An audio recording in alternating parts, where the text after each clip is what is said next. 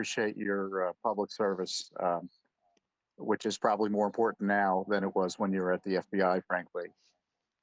One thing that Chan noted, the senior FBI agent, special agent in San Francisco, was that these requests that we're seeing now, evidently, didn't come from low level FBI agents. They had to be approved by FBI headquarters before they were sent over to Twitter. But that doesn't necessarily excuse the role of these other agents. So you have, let's say, 80 agents involved here, and countless others involved in the current abusive investigations that are going on. And some defenders of the FBI say, well, it's the leadership. Well, I don't know how many regular agents have to be involved in obviously shady abuses of power by the federal government before we might think there's a compromised systemic issue at the agency. What's your view on that? Is the agency redeemable based on your experience there, or do we need to do a rethinking of it in the sense of uh, doling out its powers and responsibilities maybe to other agencies or new ones? Yeah, I tend towards the latter on that topic. I know that there are great people that work in the FBI. I'm friends with many of them. There's plenty of them I don't know who do outstanding work. The danger with an agency that looks at itself, everybody here is probably looking at the FBI as a law enforcement entity, and I'm beating this drum that it really considers itself an intelligence agency first, and you don't have to look any further than the domestic intelligence and operations guide, which tells us that they consider it first. It's the first thing that's listed. FBI is intelligence agency. And so when you have an intelligence agency with a law enforcement capability, you've got a lot of danger. The second thing is that intelligence agencies are not transparent by their nature. That is the opposite of what we see with local law enforcement and state law enforcement. They don't have that same sort of problem. They may have intelligence units, but their job is to share information, to people who are doing enforcement actions. So there's a lot of people that work within the FBI that are either have their head buried in the sand and are not paying attention. I've had conversations, this calendar year in April, people who had never heard of Hunter Biden's laptop or anything that was going on that had, they don't know and they don't want to know. They just want to do the work they're doing. And I don't fault them for that per se, but you're a federal agency that has federal authorities that are across the entire nation. You kind of have a responsibility to know what's going on, globally. And I read left and right wing news. I have to assess for bias at the same time, but I want to know what everybody is talking about because I think it's relevant, and that's not common or necessarily across the personnel in all the different offices. So the real danger is we talk about the quote unquote good men and women of the FBI. There are some, the rank and file. There's a lot of people that got to go along to get along, and I'm not saying that they knew what they were doing at the time necessarily, but there's obvious constitutional issues at play right here, and there's no way that you can say that censorship or getting involved in First Amendment protected activities or the analysts that are writing documents. One of the things that my group put forward was this militia violent extremist symbols guide, which showed the Betsy Ross flag and it showed the Gadsden flag and the 1835 Gonzales battle flag, and it says right on the front, these symbols do not necessarily indicate that they're a problem because they could be First Amendment protected, but here's a bunch of problems we have. Like a caveat doesn't cover it when you have the authorities and the powers that the FBI has. So I'd be keen to a bunch of different ideas. I'm actually doing kind of a small podcast where we're interviewing former FBI agents, people who are retired or people who have left the agency and discussed. And I want to know what they think because they all have solution ideas. These are the people that need to be at the table deciding. But as it is, the FBI's brand is very tarnished. It is tarnished to the point of being broken. 50% of this country is not going to open the door and talk to them and considers them an enemy because the FBI has named them as enemies themselves. So that's really dangerous stuff. Malcolm? Steve? Malcolm, I don't know. You need to unmute. Go ahead, Steve. Sure. Kyle, thanks for joining us. Very fascinating stuff here. So from your experiences, what do you think and what are your instincts telling you predominantly dictates the culture of what seems to be more and more of ridiculous prioritization of what we're seeing here, of what the FBI prioritizes its energy and time. And why? And I'll land onto that, Kyle. Like, what if this is the case? And it seems like it is. Too much attention was prioritized on things that it shouldn't have. What's the reason behind it? So I've got speculation. I don't have hard facts to back this up. This is my instinct. So you're asking for that. I'll give it to you. Yep. It's my belief that the FBI continues to hire less law enforcement and military background people, people who understand what that oath of office kind of involves and what an unlawful order might look like. And at the same time, they're hiring people with higher, college degrees and more, post bachelor type education. We have a lot of masters and a lot of PhD level people that are working in the analytical end. When you consider, and this is a post 9/11 phenomenon, this is a Director Mueller and on sort of thing. When you consider that intelligence is just information, and the only reason that it's of any value is if you have somebody that can analyze it, then you start hiring a lot of analytical types. And my understanding is this happened over at the CIA as well. People have told me that that was the instinct they had. So you take all these analytical types, like I said, most of them with advanced degrees, most of them with a lot more sort of schooling. There is a left-wing bias that comes with a lot of those people based on their life experience of being in collegiate, environments where they are in fact just in college classes and they're getting a lot of indoctrination at the same time as information. And when you bring those types of people, you change the sort of, it's not really a conservative environment in the FBI, at least historically. I think it was more of like a libertarian. A lot of people, nobody really wore their politics on their sleeve. The guys that I talked to, and the women that have spent 20 or 30 years, and they're out now, and they're just leaving the agency. The big switch they saw was 2015, 2016. They saw that there was kind of a big change, and that's right when I walked into it. So I only knew it that way. But I do think that this view that we should be influencing policy and that we should get involved in that sort of stuff. And I say we just as a former FBI guy who still associates with that community. Um, it's based on a different type of person. When the personnel change, then the priorities change. And that's when I saw things like in the Albuquerque field office, they were prioritizing enforcement of the FACE Act, which is the free access to clinic entrances. And I don't have the U.S. code off the top of my head anymore, but there's two parts to that. It says that you can't block the entrance to abortion clinics. I think we all know that that's part of the federal law. You can't do that. But the second part of it is you can't block the entrance to churches and houses of worship. And I've seen zero federal cases going forward with that, but we have seen people arrested for protesting outside of abortion clinics and doing pro-life activities. That's a really weird thing to spend FBI resources that, if you're doing that, you're not doing gang enforcement. You're not doing the stop of fentanyl coming off the southern border. There's unlimited amounts of cases for trafficking. There's unlimited amounts of cases for federal gang interactions in RICO. There's unlimited amounts of federal fraud, which is a really, really difficult work to do. And if you're going to be hiring people that have lawyers and that are CPAs, like that's where they should be focusing their time. And a lot of times they end up in, a Chinese counterintelligence squad, like I did. And it's like, what the heck are we doing with these people? The FBI doesn't allocate its resources very well, and they certainly don't care what your previous background is when they assign you to a squad. They just assign you because everybody is as good as any other body, and people don't realize that. Like that's, my background was as a medic in the military, and I had like very direct action type understanding how to do things. I would be great on a squad that did criminal warrants. My first thing was a non-criminal, espionage assignment, looking at what we call foreign Chinese counterintelligence. But that's kind of bizarre. But it doesn't make any sense to anybody that I've talked to. But that's the standard for the bureau. So I hope that And answers one last follow up question, really quick to that, Kyle. And thank you for that elaborate answer. Appreciate it. you bet. In your opinion, this the new trajectory trends of the FBI's new hiring processes and the people that they're hiring, do you think this is by design, or do you think it is just more overall a sign of uh,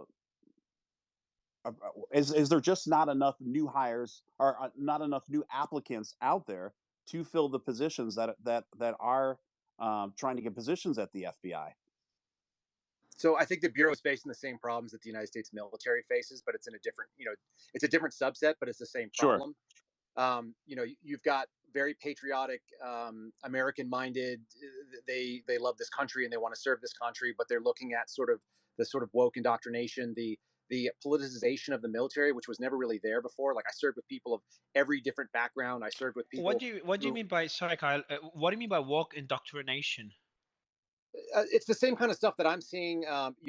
When they're telling you that there's a gender ideology that needs to be enforced, that men and women can self-identify with a different gender. These are fundamentally they're antithetical to the way that I grew up. Like men and women do not belong on the same plane when it comes to physicality. I don't care what anyone says. Like I was in special operations training. I spent all my time like working with like the top 0.1% of physical creatures. We had guys that went through the NFL combine that couldn't pass our assessments because you had to also swim and they would drown you and stuff like that. And there's a lot of mental hardness to it. And they did the studies, like these studies have already been done by the military with willing participants.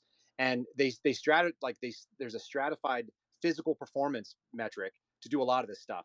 Like men that are in special operations are like tier 1, tier 2 is like, the rest of the men, and then tier 3 was mostly women with a little bit of overlap in there. And I'm not trying to be controversial about it. I'm just saying that, like, if you've ever been hit by a man and hit by a woman, there are very few women in the world that are going to be in that same category. So I know Jordan Peterson talks about this at length. You guys can, suss this out. I'm not here to make that political statement, but when you get down to it, unit cohesion is a problem. People signed up to do a specific type of mission. That mission doesn't exist in the same way if we're going to be pushing, the ideologies that are not meant to be part of the military. It's really not supposed to be a social experiment.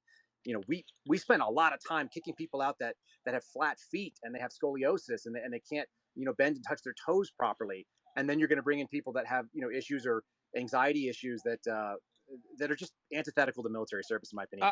The FBI Kyle, before we go to other panelists, I just want to interrupt you because I just got messages verified by the team from another whistleblower, and I want to read them out if you don't mind, Kyle, and get you to comment on them.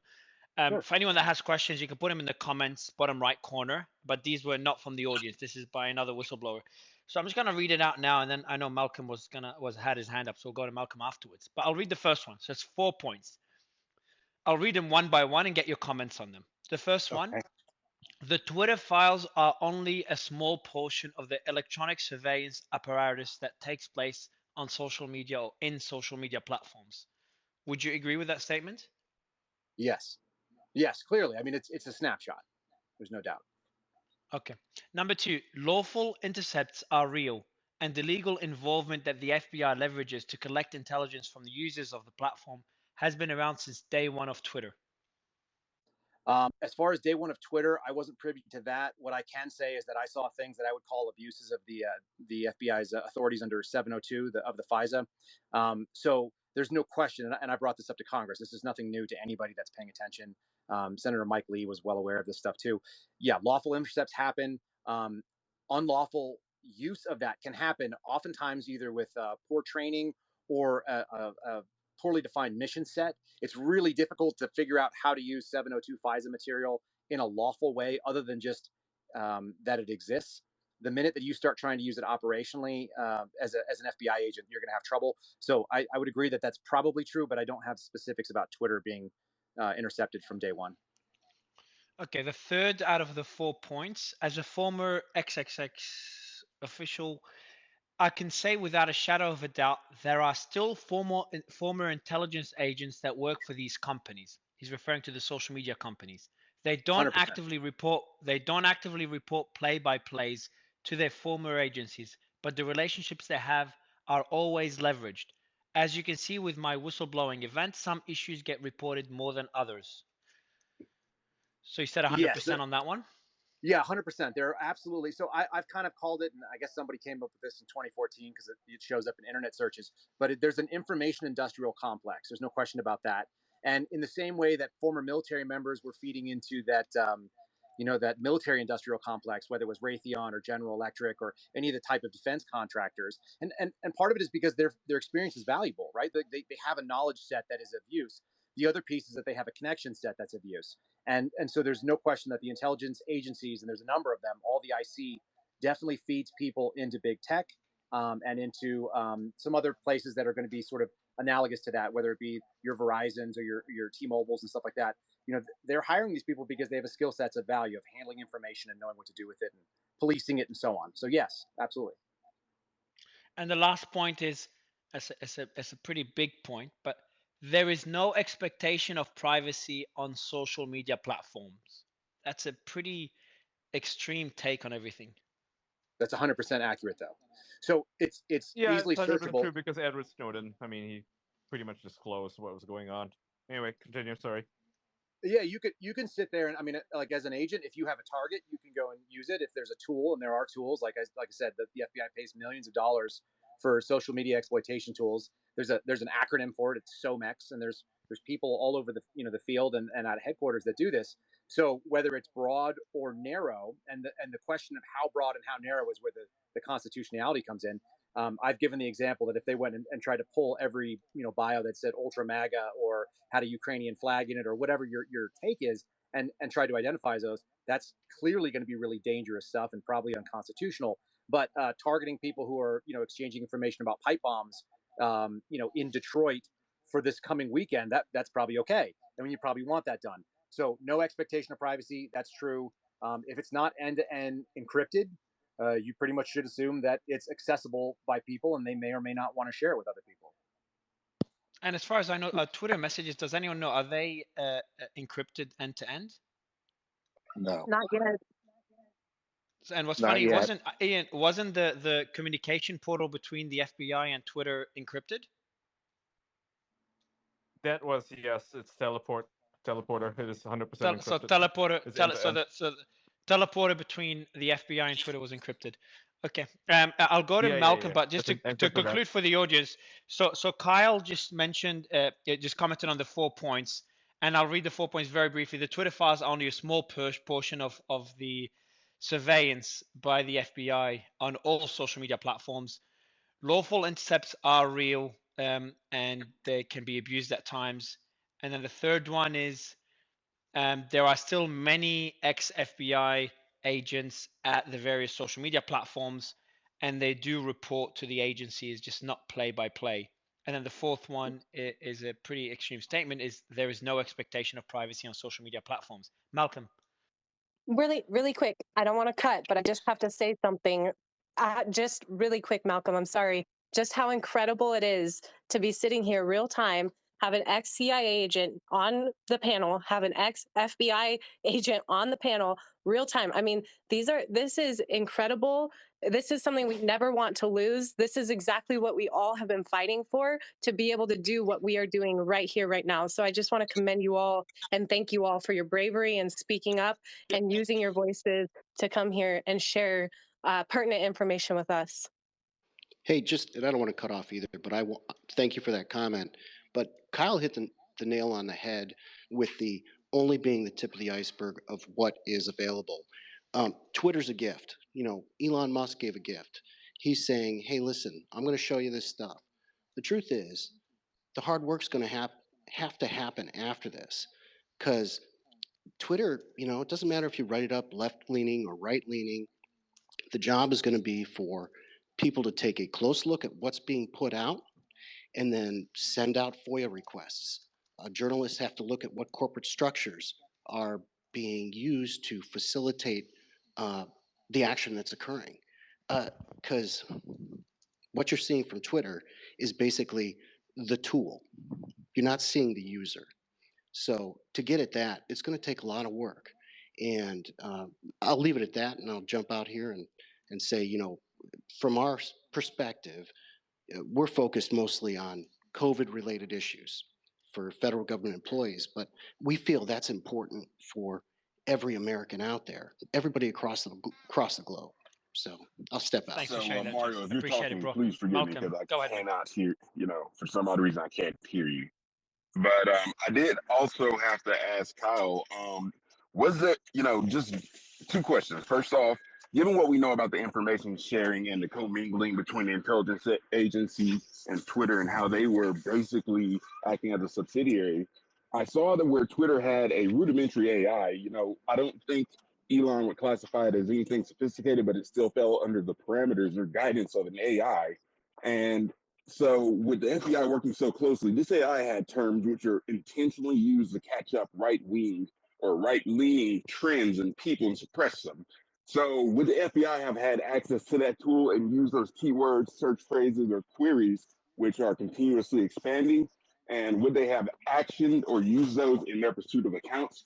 And also just another follow-up question to that. In regards to, say, the Mario, those the backbeat access coming from your to mic. let's say positions. So I'll let you answer the question, Kyle, while I fix. Malcolm, I'm going to bring you back up, so then your mic is fixed and you can hear me. Do you want to answer the first point, Kyle, regarding the access the FBI had to the AI tools at Twitter? Yeah, I can't speak to that individually or specifically. I wasn't part of a team that would have done that. That would have been most likely a headquarters group. It sounds like that there was a lot of interplay between them. You know, the FBI has their own tools, and like I'd mentioned, a couple of them. Zero Fox is one of them. It's apparently AI driven. I don't know how primitive it is because people tell me it's not super effective, but it does exist. You know, they've got tools like BabelX, which are going to be kind of a combination thereof. And then there are, and Data Miner was another one of these things. Miner with its and you know it ends in MR. It misses some letter. I guess that's a cleverness that people use. But there are AI tools that the bureau can utilize.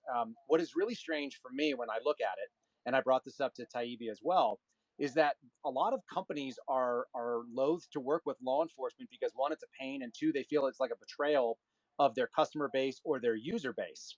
And so, you know, and the one I brought up to him, I knew specifically was T-Mobile is very happy to disclose legal process that's served to them unless we keep it under wraps on a regular basis. Like every 90 days, we have to update it and tell them that we want to continue this, you know, this kind of gag order on what we've asked for. And if we fall behind on our paperwork, like they go and tell the user, hey, the FBI asked for all your stuff, whatever that thing may be. And I actually think that's really good. Like I'm a father and a husband first, and I'm a citizen second, like kind of the top two. An FBI agent was a distant third. It was a job. It's a job that I loved, but we really need to consider ourselves like, what is the America that you're going to live in? And do you really want corporations bending over backwards to accommodate the federal government when they can just as easily tell them, hey, go get a court order? And I've never found that to be a very frustrating thing. Like, we're supposed to do things in the right way. That's what you should expect from your federal law enforcement. Very dangerous to think that they would, you know, positively collude with them and positively sort of bend over backwards to give it. And so that master slash canine relationship that Taibbi was mentioning, one, it looks like that's true. Two, is really troubling to me. And it's not the first time I heard that. Like, there's been meetings with Reddit and some of the other groups that have a lot of people's public information, and it's not publicly, you know, it's publicly available. They have no expectation of privacy, but the FBI cannot be enforcing terms of service for a private company. That's craziness. And it appears that they were. Tom? It's important, you know. Let me be blunt. The FBI can't be redeemed. It is structurally inconsistent. You know, that they consider themselves above the law in how they manage the powers entrusted to them by the American people. Similarly, the Justice Department can't be trusted as well. And so, you know, that's the challenge we have. And for any whistleblower, Judicial Watch has been representing whistleblowers for decades, including folks from the FBI. Yeah, let me be, and I'm sure this comports with Kyle's experience. If you know, whistleblower A came to Judicial Watch from an agency, of course I'm no lawyer, but I've got a little practical experience in how this goes. The decision a whistleblower has to make is, do I keep on working in the agency or do I leave? Because once they decide to do the right thing, they're out. Their career is destroyed. It's made impossible for them to continue to work there. So everyone who's there has made a compromise. I don't suggest it's an immoral compromise, but a compromise to continue working at an agency that they know is morally deficient and constitutionally at odds with the American people. So that's the challenge we have. And we're seeing evidence of this in the FBI's files here. This is petty, juvenile work by agents who are happy to be. Can you think of an easier job than to be looking at people's tweets and tattling on them to Twitter? Talk about a loser approach. And you know, and I'll just end with this. One of my favorite FBI guys, former FBI guys, used to tell me and this is probably something everyone's heard some fashion or another, is that you've got big cases, big problems. Small cases, small problems. No cases, no problems. And in the case of this elections misinformation, there wasn't a big case, it was a small case. And it was actually no case, practically speaking, since they were just making it up as they went along. What a indictment of the FBI these files are. I'll go, Kyle. As you respond, Kyle, and then I'll give it to Brian. Kyle, as you respond, I'd love you to also tell us once you respond. I want you to focus on the positives of the FBI as well, because I know there's a lot of great points to be critical about, but I want to try to get it balanced out as well. on the work they're doing and what they're doing to improve on those, if anything, really, on those concerns that we're voicing. Well, what I wanted to kind of, it's a point correction. It's semantics, but I think it's relevant. When we use a lot of people are using the term FBI agents. There's only 13,600, under 14,000 FBI agents of the 36,000 employees. So the majority of FBI employees, and I'll use that word very specifically, are not agents. Most of them are analytical personnel or professional support. And a lot of the work that you're seeing, these back and forths, do not have to take place between agents and and these companies, and specifically Twitter in this case. It can be analytical types, which is going to be your intelligence analysts. It's going to be our squad operations specialist, which is an intel position. There are people called MAPAs, which is a management and program analyst. So all of these people may be touching data and forwarding things along. And analysts do a lot of the work, and they're doing a lot of kind of the legwork when it comes to these contacts. And I also find them to be more left leaning. That's just a general piece of being, I think, educated at the level that a lot of them are. So that's just worth noting as a semantic point. The second thing is yeah, there's tons of great work going on. You're never going to hear about it because it's not inflammatory, but that doesn't mean that the FBI can be saved. And I think those two things can be true at once. The FBI can currently, right now, today, be doing very good work for by really good people. They're stopping threats. That some of them are quietly interrupting terrorism, although I think they're more likely like creating terrorism. That's kind of an FBI move, and it's something that I've been quoted by saying is like the demand for it right now, it outstrips the supply. So we're happy to do these sort of setup jobs. Sorry, can you? And Demand for what exactly? Well, the demand for domestic terrorism, I believe, outstrips the supply. I've talked to Trevor Aronson, and we probably don't agree on a lot of things politically, but he and I both understand that what the FBI was doing in the international terrorism space, which was these kind of put up jobs and low IQ, low information types that were getting offered all these terrible opportunities to commit a crime that they thought was a good idea. We're doing that to domestic terrorists as well. Like we're happy to fund it. My general rule, and this is funny, you could just put this out to everybody. We got what 14,000 people listening.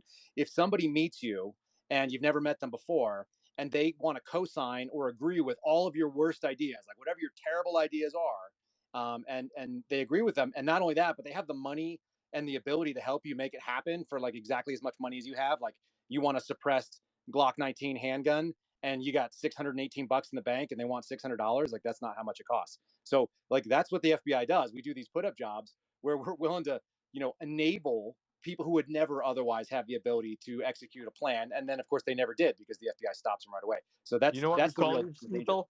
We call them glowies. Yes. People do that at glowies. Yes. They Here's a like glow. set you up. Yep. And they fat post too. What they're doing is fat posting. They put a piece of bait out there.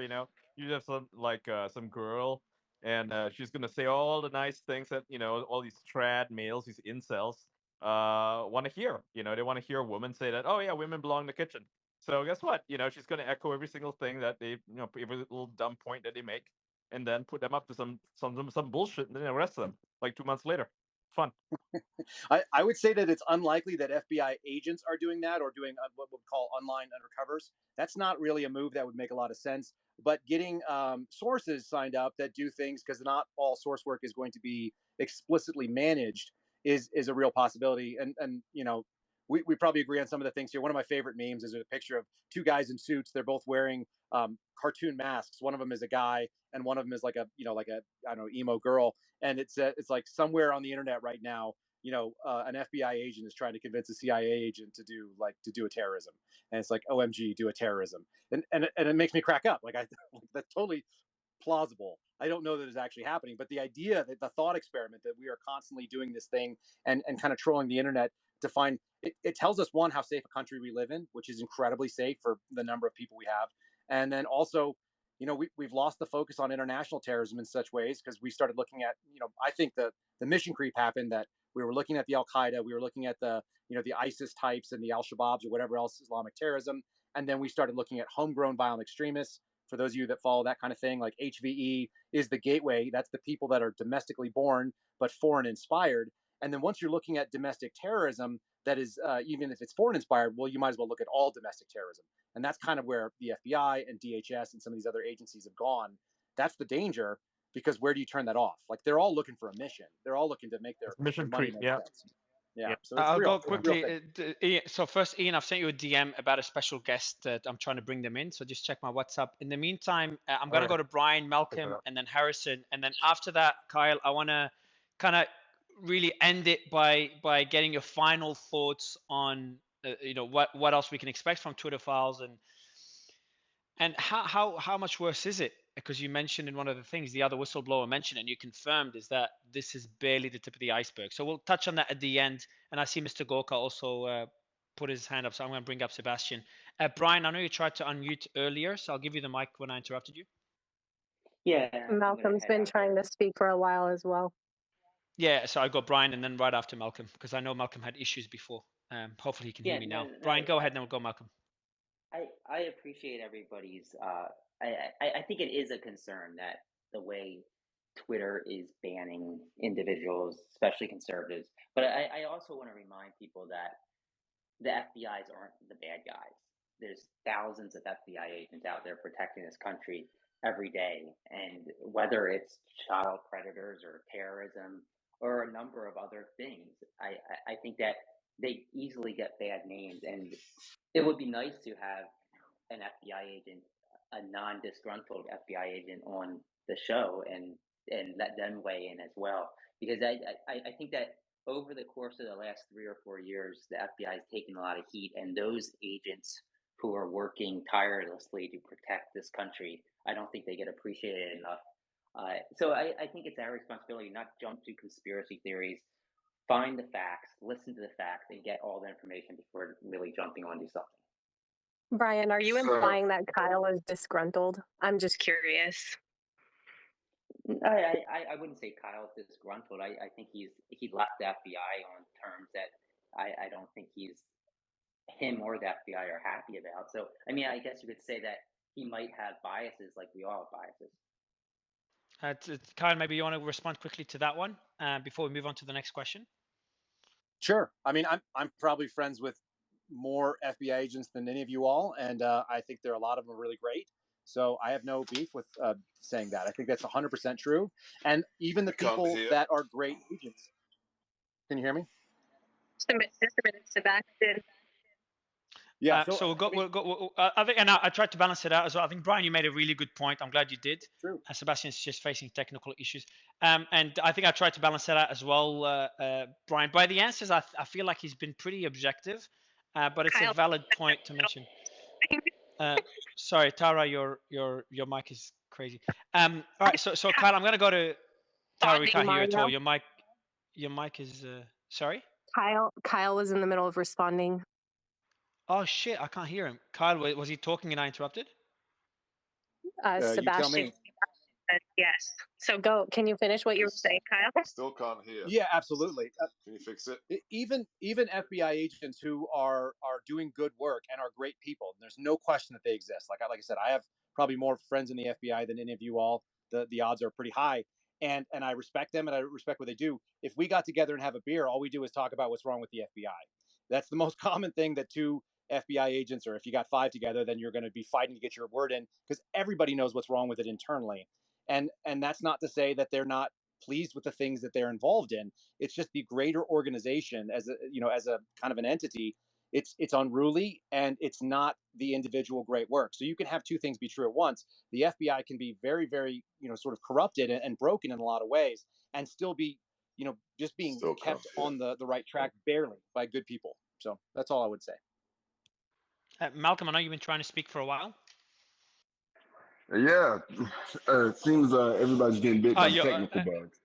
Yeah, and your mic is a bit. There's a lot of background noise. So I'm not sure if you can make your mic a bit clearer. I tried to say it earlier, but I guess you couldn't hear me. If you have the best is to unplug your Bluetooth. Also, Mario, when you leave your mic open, there's a lot of backfeed coming from your mic. Ah, okay. I'll try to fix that now. All right, go ahead, Malcolm. Take number 2. Can you hear me all right? First off. No, bro, it's a lot worse. Oh shit. So we'll go to Tom, Malcolm, and then you're right. Well, you're right after, I promise. As soon as you fix your mic, Tom, I'll let you go, and then we'll go to Malcolm, and then we'll kind of end it with Harrison. Well, I was going to make some closing remarks. I don't know if you were at that stage yet, so Yeah, I'll maybe defer to you. I'll give you the final. Yeah, I'll give you the final remarks after Harrison and Malcolm ask their questions. Okay, Malcolm, is your mic good? You can cut. I'll wait. Perfect. Thanks. Thanks a lot, Tom. Malcolm, how's your mic now? All right, going to give it one more try. I turned the Bluetooth off. It's good. It's good now, bro. It's Whew. good now. It's good. Man, now. I'm telling you, we all getting hit by the technical bug today. First, I gave it to Gorka and whatnot. It's more contagious than COVID. But honestly, I think it's a little unfair what Brian is saying, about disgruntled or non-disgruntled, because in the business world, we have something where it's like, if you really want to get the truest view of a company, get somebody that's on the way out or that's left the company, because they can usually look at it with full perspective and sober eyes. So I like what Kyle says, because he's seen the good, he's seen the bad, but he's not disillusioned, but he's also not looking at it with rose-colored glasses trying to say, oh, this is okay. The FBI is perfect, and I just got to stick with it. So I think Kyle's accounts, number one, are extremely reliable. Number two, what I would just like to go ahead and look at is when the FBI is basically prioritizing who to bust, we see every now and again that there were situations where they would, publicize some of the accomplishments that they had. And so my mind goes back to the CSE, the Child Sexual Exploitation Materials, and why on earth, if they were in such regular communications with Twitter, and I know, Kyle, you might not have specific knowledge of this, but if they're in direct contact and they like to, go after, say, things that are going to get them some good press, why would they not at least bust one of these minor CSE rings or, distribution operations on Twitter? Because, I think it's bipartisan that we all think child sexual exploitation is bad, or at least I used to think. So why wouldn't they do that if they're communicating regularly and we know that Twitter can see our DMs and Twitter routinely had knowledge of accounts doing this? So my response to that, first of all, I don't have any special information about what Twitter was doing on their end. Me, I can't And hear. I think that's really where the question has to be, right? It's what was Twitter's ability? Why were they shielding people if they were? Why was it so successful? It sounds like it's been more successful. I will tell you this: the people in the FBI that work on what we call violent crimes against children, or VCAC, they are among the most passionate and maybe like almost zealots for that type of work, because you can't be part of it and just be. It's not an everyday job for them. It's a passion. It's a drive. These people like put in their heart and soul into it. Everybody I know that's ever worked it, every time you get it, it's about as the most righteous work that you can do in the FBI, but it's not necessarily the most valuable or the most promotable. And so that's a culture problem for the Bureau, I think. Everybody I know that's worked it, and I'm friends with a number of folks. One of my buddies, my Quantico roommate, spent 8 years as an analyst at the Lithicum facility, which does nothing but dark web analysis and trying to hunt these things down. They are wildly passionate about doing it, and that is one of the great things the FBI could do. It should have been the thing that they spent all their time doing. And in my opinion, instead of doing like the January 6th, I'd love to see the 9/11 type exercise executed on child sexual predators, because I'm a father. I got 3 kids under the age of 6 years old. So like those people are evil to me, and I would put everything I have into it. You'd never send me home. But that's not the way the FBI works, and I'd love to know why Twitter didn't do it. That's really the real question for me. Mario, quick point. Please do. So I'm starting to get a little bit pissed off here, because I'm kind of fed up with listening to people like Krasenstein, who've never worked with the FBI, never worked in the FBI. Let's listen to the people like Kyle, who worked in there, served in the military, had the balls to become a whistleblower, or people like myself, who've literally, before I went to the White House, trained thousands of agents, SOSs, and intelligence analysts who actually know the entity of which we are speaking. We're not sitting on the inside reading posts on Axios about this organization. And I want to quote what Kyle said on my radio show last week. There is a phrase inside the FBI. Why is the shield the agents carry so small? Because it is small in comparison to state and local law enforcement. It is a small Leo badge. And Kyle, what is the explanation? What did you say on my show? I think it's one of those apocryphal stories, but they always said that the badge is so small so that you can't hide behind it. Right. So listen to what Kyle just said. The badge is so small because you can't hide behind it, because you're the most powerful law enforcement agency, not in America, but in the world. And what have we witnessed in just the last few years? Let's be clear. Why do we have Kyle Serafin? Why do we have 24 whistleblowers? Because the FBI has become a political arm of one party. The FISA warrants. Do you know James Baker was the FISA guru at the DOJ? He's the guy that signed off on the secret warrants to spy on US citizens because they worked for the Trump campaign. We've got 24 FBI agents with loaded M4 rifles busting down the door of a pro life preacher as his 7 children are screaming, "Why are you taking my daddy?" on a misdemeanor assault charge that was dismissed out of a local court 4 months previously. We've got the FBI using its tools with big tech to cancel people's accounts because they're what? Conservatives? Not because they're peddling child porn, not because they're working for Al Shabaab or AQIP, but because they're pro Trump. Let's be serious. The problem is politicized law enforcement and not a couple of bad apples. I told you the story 3 weeks ago from the Holy Land. 7 weeks in the Trump administration, I've requested 3 FBI agents detailed to me who I had trained previously. And I was told off the record by a senior person, Seb, you're not getting those detailees to the West Wing because the 7th floor of the Hoover building looks at this administration and this president as the enemy. That way lies perdition. When you have an actress like Gina Carano have the balls to say on Instagram, hey, you know what? The death camps, Auschwitz, didn't start overnight. It began with the dehumanization of the other, of your neighbor. That's what we have in America today. So let's get serious. The big issue, and Kyle can talk to this, is that after 9/11, Bush told Mueller that you are no longer a law enforcement agency. He said it at Camp David. You are now an intelligence agency. That's why the email addresses of every FBI agent ends in what? Kyle, tell them what 2 letters the FBI email system ends with. Yeah, sure. It's at IC for intelligencecommunity.fbi.gov.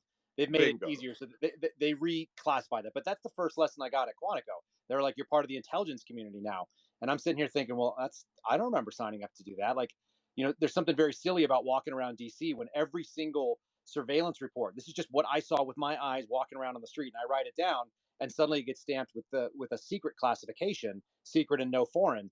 So I used to joke with people and tell people I was a secret agent for the FBI, not a special agent, because everything I wrote said secret on it, and that's kind of crazy. And I didn't do anything that was related to crime. The minute if somebody even alleged that my subjects were involved in a federal crime, somebody else took it. So there's entire swaths of the FBI that are not involved in criminal activity at all, as in investigating criminal activity. They're 100% focused on information for its own sake and for the sake of maybe turning it into a more operational, intelligence gathering.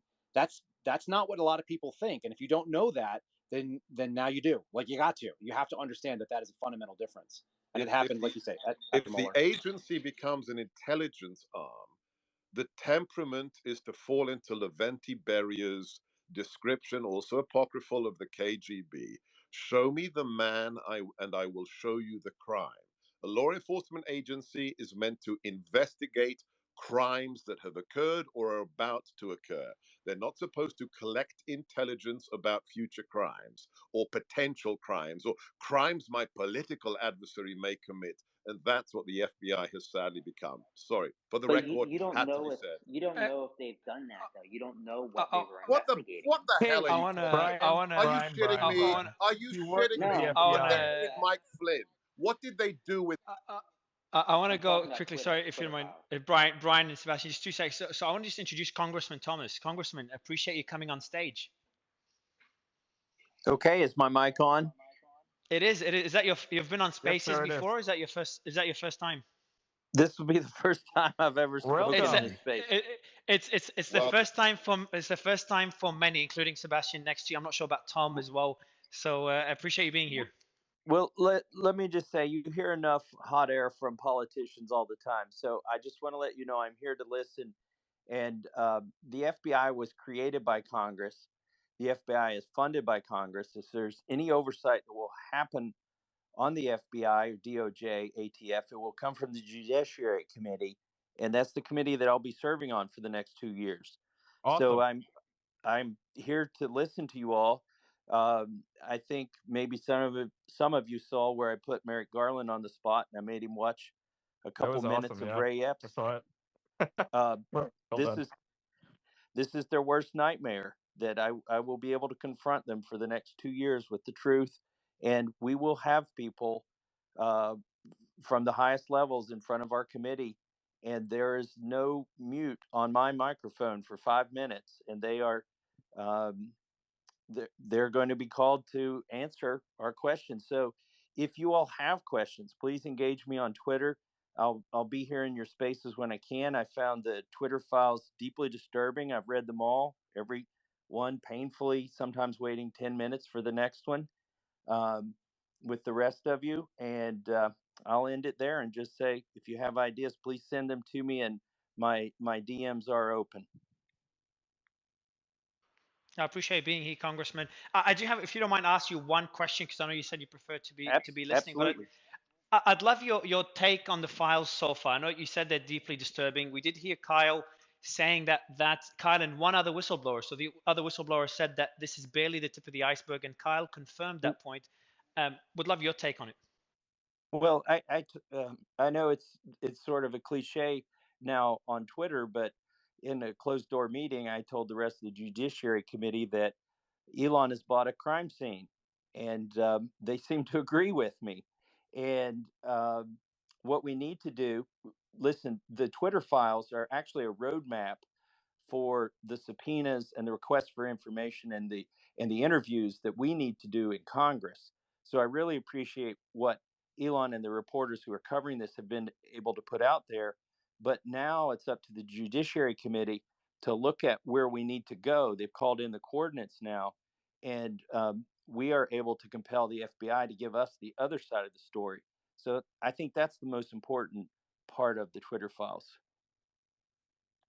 And are you seeing bipartisan support um, behind free speech on social media, or is there still resistance, or not people not other senators not giving it enough importance?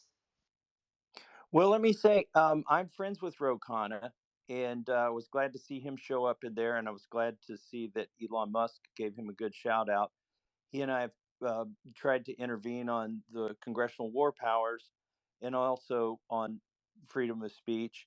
And so I think there will be bipartisan opportunities. The reality, though, is that the House of Representatives is kind of mob rule, and when you're in the minority, you are nothing, and when you're in the majority, then you do all the work for the body. So the Democrats are going to get really bipartisan on January 3rd. Now that we're in the majority.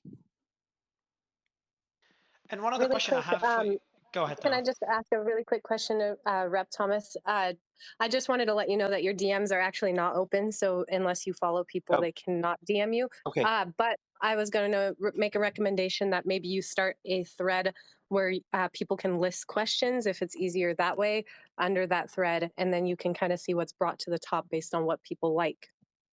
Okay. I'm sorry. I didn't know what the term meant. My DMs are open. Do I follow you, Tara? You do not, so I cannot message you. Okay. But I I think will. if And you I will. make I'll fix if you that can, right yeah, now. and you can also perfect. go into settings and then open up your DMs in settings. I think Tara was trying to say as well. So anyone could DM Oh, you, yeah. but you'll probably need someone from your team to help you manage the DMs. Another question for you: what got us to this level? This level of influence by the FBI in the various social media platforms, and this level of bias at Twitter and likely on other social media platforms based on what we're seeing so far. Well, what got us here was complete and total lack of oversight. I mean, until Jim Jordan became the ranking member on Judiciary, basically all the chairman and the ranking member were chosen to toe the establishment line in Washington D.C. And rather than call out particular Republican chairmen, I'll just say they're pretty much all bad. Just all of the Republican chairmen before Jim Jordan and everyone that served on the Intel committee. And I cannot believe and I don't mean to say anything bad about him, but why would Trump pick Devin Nunes, the guy who was in charge of all the programs that were used to spy on Trump? Why would he pick him to be the CEO of Truth Social? Like, this is the thing I can't understand. He's the guy who rubber stamped the deep state. So I'm just got to say, I'll close that. I'll tie that up by saying that I do believe that Jim Jordan is one of the most honest people in Washington, D.C., and it's their first opportunity to get any real oversight over these organizations that have three letters. Ian? Are you really saying, Congressman, that the man who got to the bottom of the Russia hoax is part of the deep state? You're saying that about Devin Nunes? I can't believe you just said that. Sebastian, he's reauthorized every program that was used to spy on Trump. And we had multiple debates. I've been in Congress for 10 years, multiple debates with that man where he was the guy responsible for making sure all the money flowed to all of the spy programs and all the three-letter organizations. So who did more to uncover the fake Russia collusion than Devin Nunes? I mean, seriously, the guy who actually uncovered the illegal leaks, the unmaskings. There's nobody else except Devin. I can't believe you said that. Well, maybe he's done something redeemable, but I was in the SCIF with all the folks in the pre-impeachment. Remember, they put I think it was the Intel Committee and our Oversight Committee in the SCIF, and I was down there with Jim Jordan, and I think it was Devin Nunes, but the other chairman was so reluctant to do anything that was basically Jim Jordan. The same Jim Jordan hasn't said anything about the J6 prisoners for 2 years. That Jim Jordan? Come on, Brian. Well, but we had Lieutenant Colonel Vendeman there, and I don't know. I maybe he's done something redeeming. They all do something redeeming every now and then. Lindsey Graham and Mitch McConnell all do something redeeming, but even putting Devin in the same sentence as Mitch McConnell and Lindsey's a bad joke. Gosh, there's one person who put his balls on the line to uncover Russian collusion, and it was Devin Nunes and Kash Patel. Come on, you know that. Well, give him credit for that. I'll not take any of that away from him. But he called Justin Amash Al Qaeda's best friend in Congress when Justin Amash tried to do something about the FISA programs, the 215 and the 702. This is Tom Fitton, Congressman Massey. A question for you on Trump's presentation last, I guess it was yesterday, not the NFTs, which seemed to work out well for him, but the free speech reforms he was suggesting from that he would instill or implement if he were elected again. What struck me about a lot of it, some of which seemed pretty good to me, is that we don't have to wait for him to be in office for something to be done if Congress wanted to get it done. Did you see anything there that Congress should be pursuing in terms of dealing with this? Some of the frustrating thing, whether it be Jim Jordan or anyone else in the Republican Congress, and I know that the exceptions are there always, is the lack of leadership on the Twitter files, on the abuse of Trump, on the suppression of tens of millions of Americans who are concerned about elections. And it seems to me Trump has given a roadmap for Congress, a Republican House, to do something about it in the next year. Did you take a look at that directly? And what's your general thinking about what should be done on this censorship issue from your perspective, which tends to be a bit more iconoclastic than other Republicans, I admit, but you think carefully about it. Well, I mean, my big disappointment was it, and I advocated for this very heavily in the last few days of the Trump administration, was that Julian Assange wasn't pardoned and Ross Ulbricht's sentence wasn't commuted, and that that those things didn't happen. I did not see Trump's latest thing, so I can't specifically speak to that. But if you had some other question, I'd answer it. Okay. So I got a well, question. He was essentially calling for banning on government from communicating, censoring Americans, Amen. Amen. defunding this disinformation activity that we've been complaining about. It's been exposed. That type of restriction on government activity. One thing we've learned is that the government's got to be censored. That's for sure. Yeah, and amen. And by the way, Tom, hats off to your organization. You basically are usually in front of the oversight committee when I was on the oversight committee, because you guys have a path to through the courts to getting those documents through FOIA, and they just stonewall us in the House. We have to be able to cut their funding. That's the only thing that will compel them to come before our committee and to give us the documents that we need. Otherwise, you'll get them quicker than we can get them, but we could get them in 3 hours if we would tell them with a credible threat of cutting their funding. So that's what we've got to You be think able to do. you think there's going to be a change in approach in terms of documents for the next Congress? I Or mean, is it there going to be has to. 2 years of complaining about the documents you're not getting? You'll get them before us, Tom, if we're not willing to cut the funding. Doesn't So augur Thomas, well. I have a question. So Twitter, or rather Elon Musk, has provided you with a roadmap on how to engage with with the feds, and there's a huge paper trail, right? So you mentioned that you're going to FOIA all these people, and I mean, obviously you can just talk to the FBI and get those files from their end. Uh, do you have any intention of going after companies like Meta and Facebook and all these other companies that have worked with the FBI and the DHS hand in glove, more so than Twitter has, or maybe as much as it has? Do you think this these files help? Well, listen, Ian, it's great to hear your voice. I've seen your face for Hey. 6 years and never heard your voice. But it's great to hear from you. Look, the Oversight Committee used to be called OGR, Oversight and Government Reform, and the Democrats changed it to OR Committee, the Oversight and Reform Committee, to imply that we would go after private companies, or that they would go after private companies. It'll be interesting to see when we get in the majority if we change it back to OGR from OR. Uh, I am more of, I'm on this side of it. I'm in Congress. I think we should focus on stopping the government from compelling private companies from doing things. If we can get to it from our end instead of trying to compel companies to testify, I'm always uncomfortable when we call these CEOs in and put them on the map when in fact it's the government that's using the force of the gun to get them to do these things. So, yes, but to your specific question, the other companies, yeah, you're right. My gosh, if this is going on at Twitter, it's absolutely going on everywhere else, but it's also being directed from the government to all of those other companies. So I would start with and we can't do FOIAs in Congress. That's what Tom Fitton does.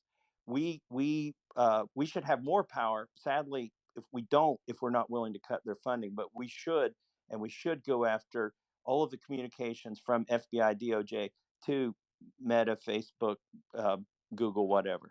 Thank you. Thanks. That answers my question. Thank you. Tom? Tom, you've got your hand up? I don't. Thank you. I appreciate it. Any other questions, Kyle? Oh yeah, you've had your hand up for a while, Kyle.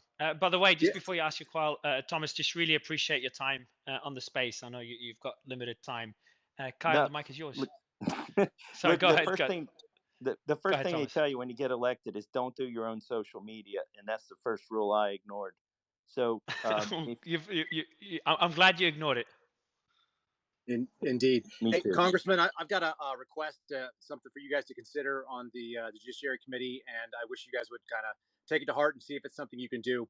When you bring people like Chris Wray, Director Chris Wray, or you bring in the Attorney General, they have a literal army of people behind them that are willing to go do anything that they ask when it comes to information in real time. And so the answer, I'm not familiar with that situation, which is what is very commonly seen. That's what I see when I watch these hearings, Director Wray will weasel out, and I'll use that word very specifically. He runs away from answering difficult questions and then answers something on the same topic that someone that's maybe more ideologically aligned with him right afterwards. If you can put him to the spot and have him send one of the dozens of minions, they've got a whole group of people standing behind him there that'll go get that information. They can bring it to him in real time, and he can wait. He works for us, the people, and I would love to see him put on the spot and told to go and gather that information right now. Not we'll send you a letter, not we'll look it up and let you know later, not we'll wonder if our lawyers will approve us giving it to you. Like right now, because he can do that and he has the ability to do that. And there are dozens of people in the FBI that would jump at the opportunity to bringing the director exactly what he wants in that moment. So I'd love to see you guys put him to the fire like that and have him do Yeah. his job in real oversight, if that's possible. Oh, that's a great idea, and I've wondered what kind of comebacks I could have to those sort of. Well, it's not our policy to provide that. If you go back and watch when I asked Merrick Garland about how many assets or agents of the federal government were present on January 6th, he says it's not our policy to comment on ongoing investigations. And I said I'm not talking about specific investigation. So the question is, what do you say when they get to the end of that? I think the next time I'm going to say it, when they say it's our policy not to comment, I'll say it's my policy to introduce articles of impeachment, or it's my policy to cut your funding before you get back to the office, Right. if you don't Well, answer this question. And Congressman, with all due respect, too, those policies are developed by who? Because they're developed by the AG and the FBI director. So I have to fly on an FBI jet by policy. That's one decision of his away from no longer being a policy. And it's the same situation about commenting on active investigations. Those policies are they are at the pleasure of the attorney general and or the FBI director. They're internal policies. Those are not laws or rules that have to be followed. They can change them with the stroke of a pen. So I would encourage them to make better policies for transparency for the American people, because I want to see it on all ends. Like I don't want anybody getting away with this kind of cover up. Oh, and that's a great point. But also, the oversight power of Congress is also above all of those policies, and Correct. they need to be told that. But when you're in the minority, which we have been for 4 years, you can't really make that stick. When you're in the majority, if Kevin McCarthy and Jim Jordan are willing to make that stick, we can make that stick. Congressman, do you have time for 2 last questions? Absolutely. I appreciate it. Harrison Wonderful. and Steve. Steve, you can have the mic first. Ian, do you have more questions as well? Congressman, Not at the moment. So Stephen, go first. Steve, perfect. thank you, Congressman. Firstly, thank you for spending time with us this evening. And secondly, I want to commend you for making a statement of support for Julian Assange.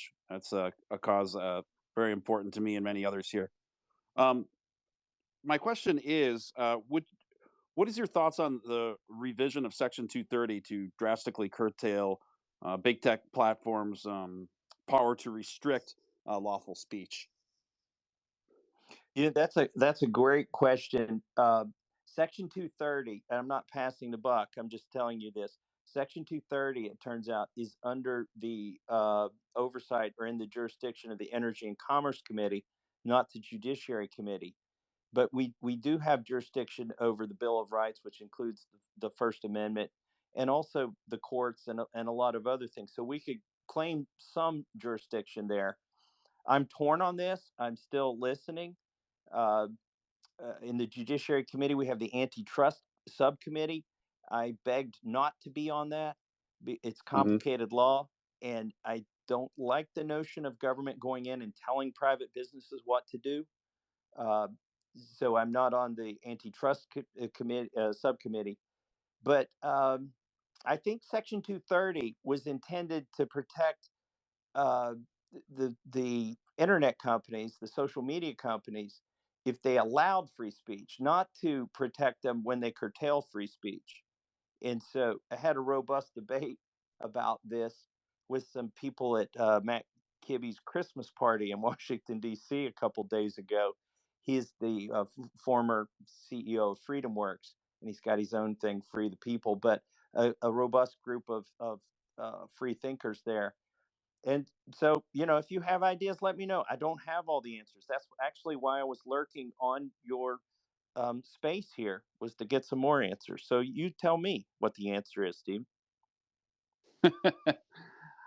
I'm not quite sure at this time. I mean, uh, fortunately, I mean, hopefully, once you guys retain a majority again, you guys can start really moving forward on getting a uh, kind of a digital free speech bill of rights together for us of some sort.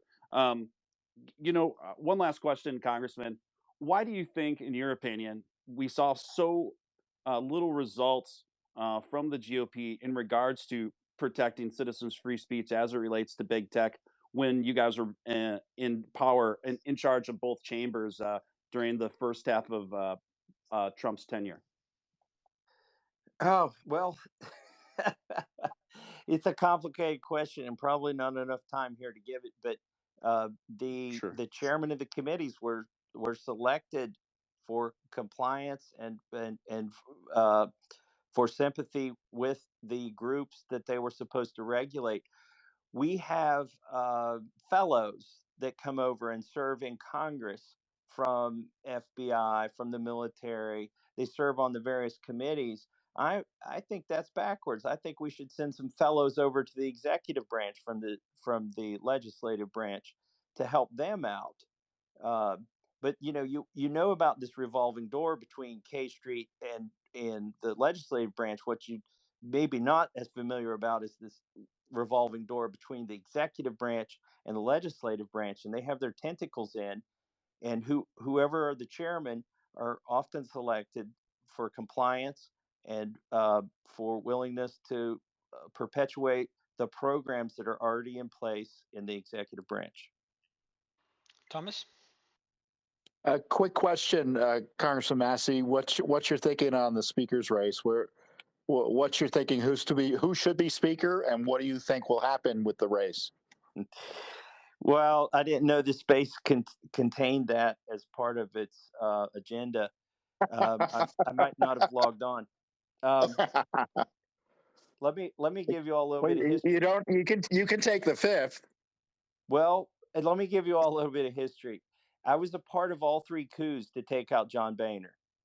Uh, the second coup I architected with Jim Bridenstine.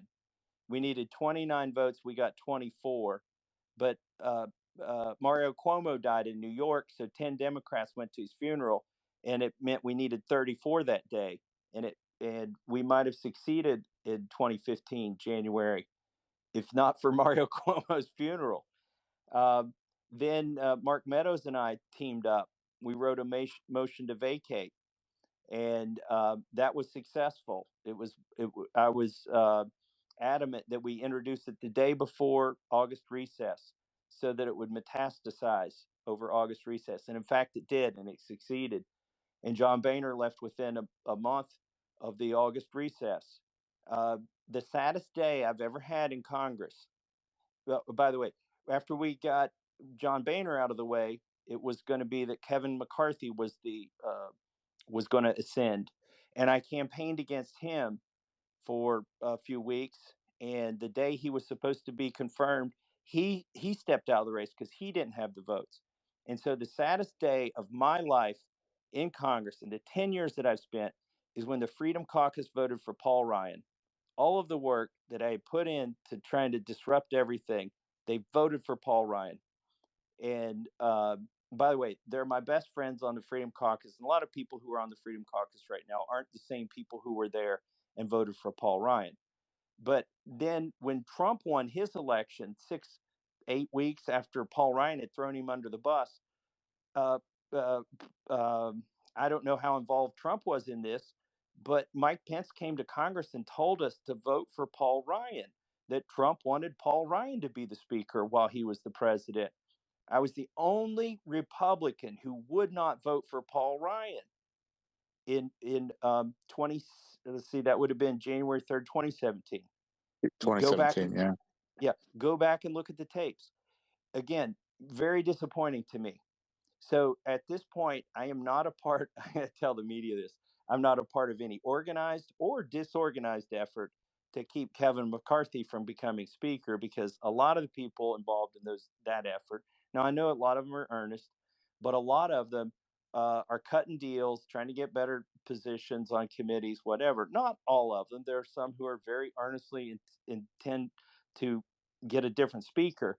But what I've decided is the biggest mistake people make when they come to Congress is giving their voting card to the speaker. So if you plan to give your voting card to the speaker, that vote on January 3rd is going to be very important. For me, it's not as important. We've got a slim majority, and nobody owns my voting card other than the 750,000 people I represent in Kentucky. So for me, it's not as big of a deal. I do applaud the efforts of those who are pushing back to get rule changes. We do need rule changes to disperse the power in the House. So that's my take on it. Maybe you were hoping for a more clear answer.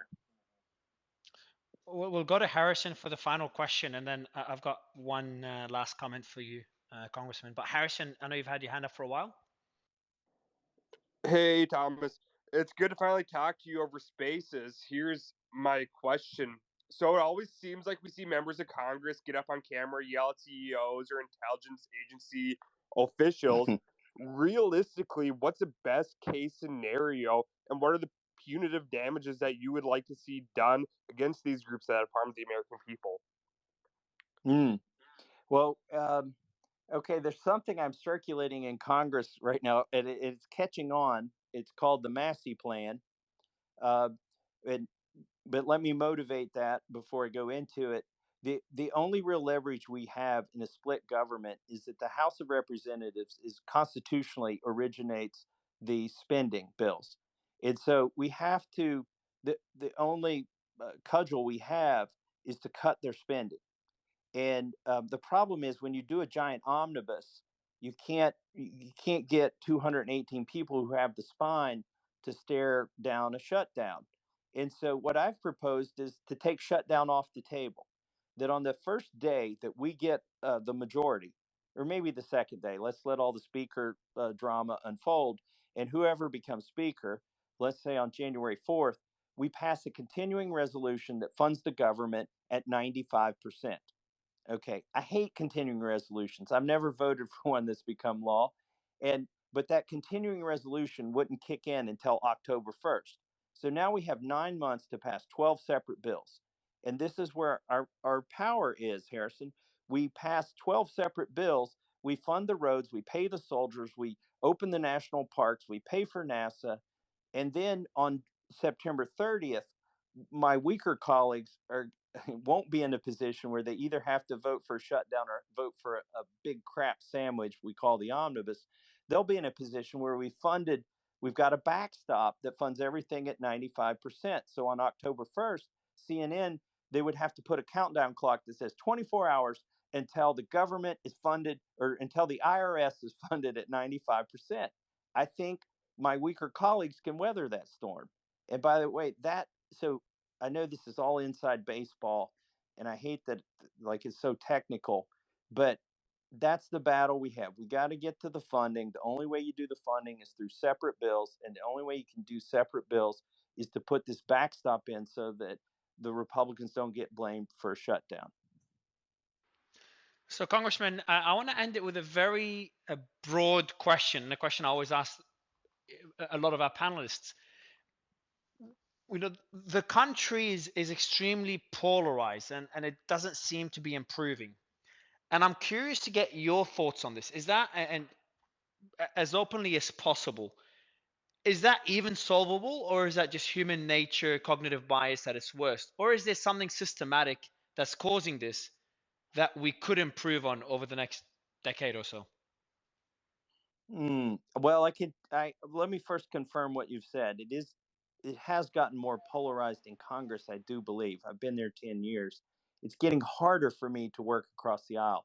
For instance, the Democrats refused to co-sponsor any bills of any of the 140 or 50 that voted not to certify the elections. They just like outright refused to do it, and all the PAC organizations refused to fund any Republicans who had voted for that. So it has become more polarized. Let me tell you, like, globally, the big picture for me. I think there are three scenarios. Let's just say they're all equally likely, the outcomes. One is that the most positive outcome is we somehow are able to turn this around in Congress. We get our crap together, we start tackling the national debt, and we start doing everything that needs to be done to keep our country solvent. That I give that let's just randomly assign a 1/3 probability to that. The other 1/3 probability is that we everything goes to hell in a handbasket. All this money we printed catches up with us. It collapses quicker than the Fed can raise or lower interest rates on any given month, and the people rioting in the streets. And then I actually prefer that second scenario. Let's give that a 1/3 probability. I actually prefer that to the third scenario. The third scenario is we slowly over time devolve into like this socialist communist scenario where, because we devolve so slowly, nobody can remember the way it could have been, and we all live with a lower standard of living, and we go into the like the idiocracy if you've seen the movie. And I'm terrified of the third outcome. I prefer the second outcome, which is collapse, where then we can do something about it, to the third outcome. And I'm working for the first outcome, where we try to fix it. Congressman, really appreciate your time. The team should have sent you my number via DM, so you're welcome to message me anytime you want to come into the space.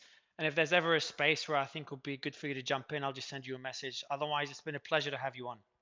Well, thank you, Mario, for letting me interrupt your space. I will also follow Tara so that she can DM me. My DMs will not be open. I will try to follow all of you who are on there. I think I do follow most of you now. And thank you for giving me the opportunity to speak. I'm just here to listen. And if you see me on this in one of these spaces, don't feel compelled to let me speak. Just let me listen. Thank you very much. And please, Appreciate it, Congressman, please come on my national show, because I'd like you to back up what you said about Devin. Okay. Yeah. Sure. We'll just go, Sebastian, just go to C-SPAN and watch our debates over the last 10 years. No. And I'm sure he's done some great. I need you to do it in front of 3 million people, but I'll reach out to your constituents. I'm sure he's done some very good things there. Well, I just texted him, and he said he always got on with you. He doesn't understand why you just trashed him in front of 14,000 people. No, so ask him if he ever called Justin Amash Al Qaeda's best friend for simply trying to reform the FISA program. Yeah, I'm not sure that's a reason to trash him as a member of the deep state. But we'll continue this another time. Well, he's rubber stamped all of it. Thank you very much. Mario, are you getting ready to end this space, or are you planning on keeping it going? No, I'm enjoying this. I'm not. For the record, can I just say, for the record, as somebody who DM'd me, who's on this call right now, we would know nothing about the Russian collusion hoax and the illegal unmasking if it weren't for Devin Nunes. So Massey is way out of line, and we'll see if he can back it up on my show. But for the record, that was way out of line. And it would be great to get Mr. Nunes on this space if you're able to get him, Sebastian. I think I'm it would happy make for a great him discussion. now. I'll text him now. Actually, it would be perfect if he jumps in now. Thomas, Thomas, would you, Congressman, would you agree if Nunes is able to come onto the space? Would you agree to have a discussion here on the space, or is that putting you on the spot too much? No, I think I would. I'd like to know why he called my friend Justin Amash Al Qaeda's best friend. Oh, well, I think this will make for a great discussion. Sebastian, if you could get him, that would be We great. could. I would also, if I could, I would like to invite Justin Amash on the space. Absolutely. It would be great. Please do. Yeah. Please do. So the way you could invite him, what's his Ian? Do you want to invite him? Send him an invite to the handle. I can. See I've got his cell number. Okay. Yeah. So now we. Yeah. We got to get him up here first. We might as well invite Donald Trump too while we're at it. What's Ian? What's the handle, Ian? Do you want to read it out to me, and I'll send an invite via DM? I think Tara might have it. I can send him an invite as well. Yeah. You can do it. Perfect.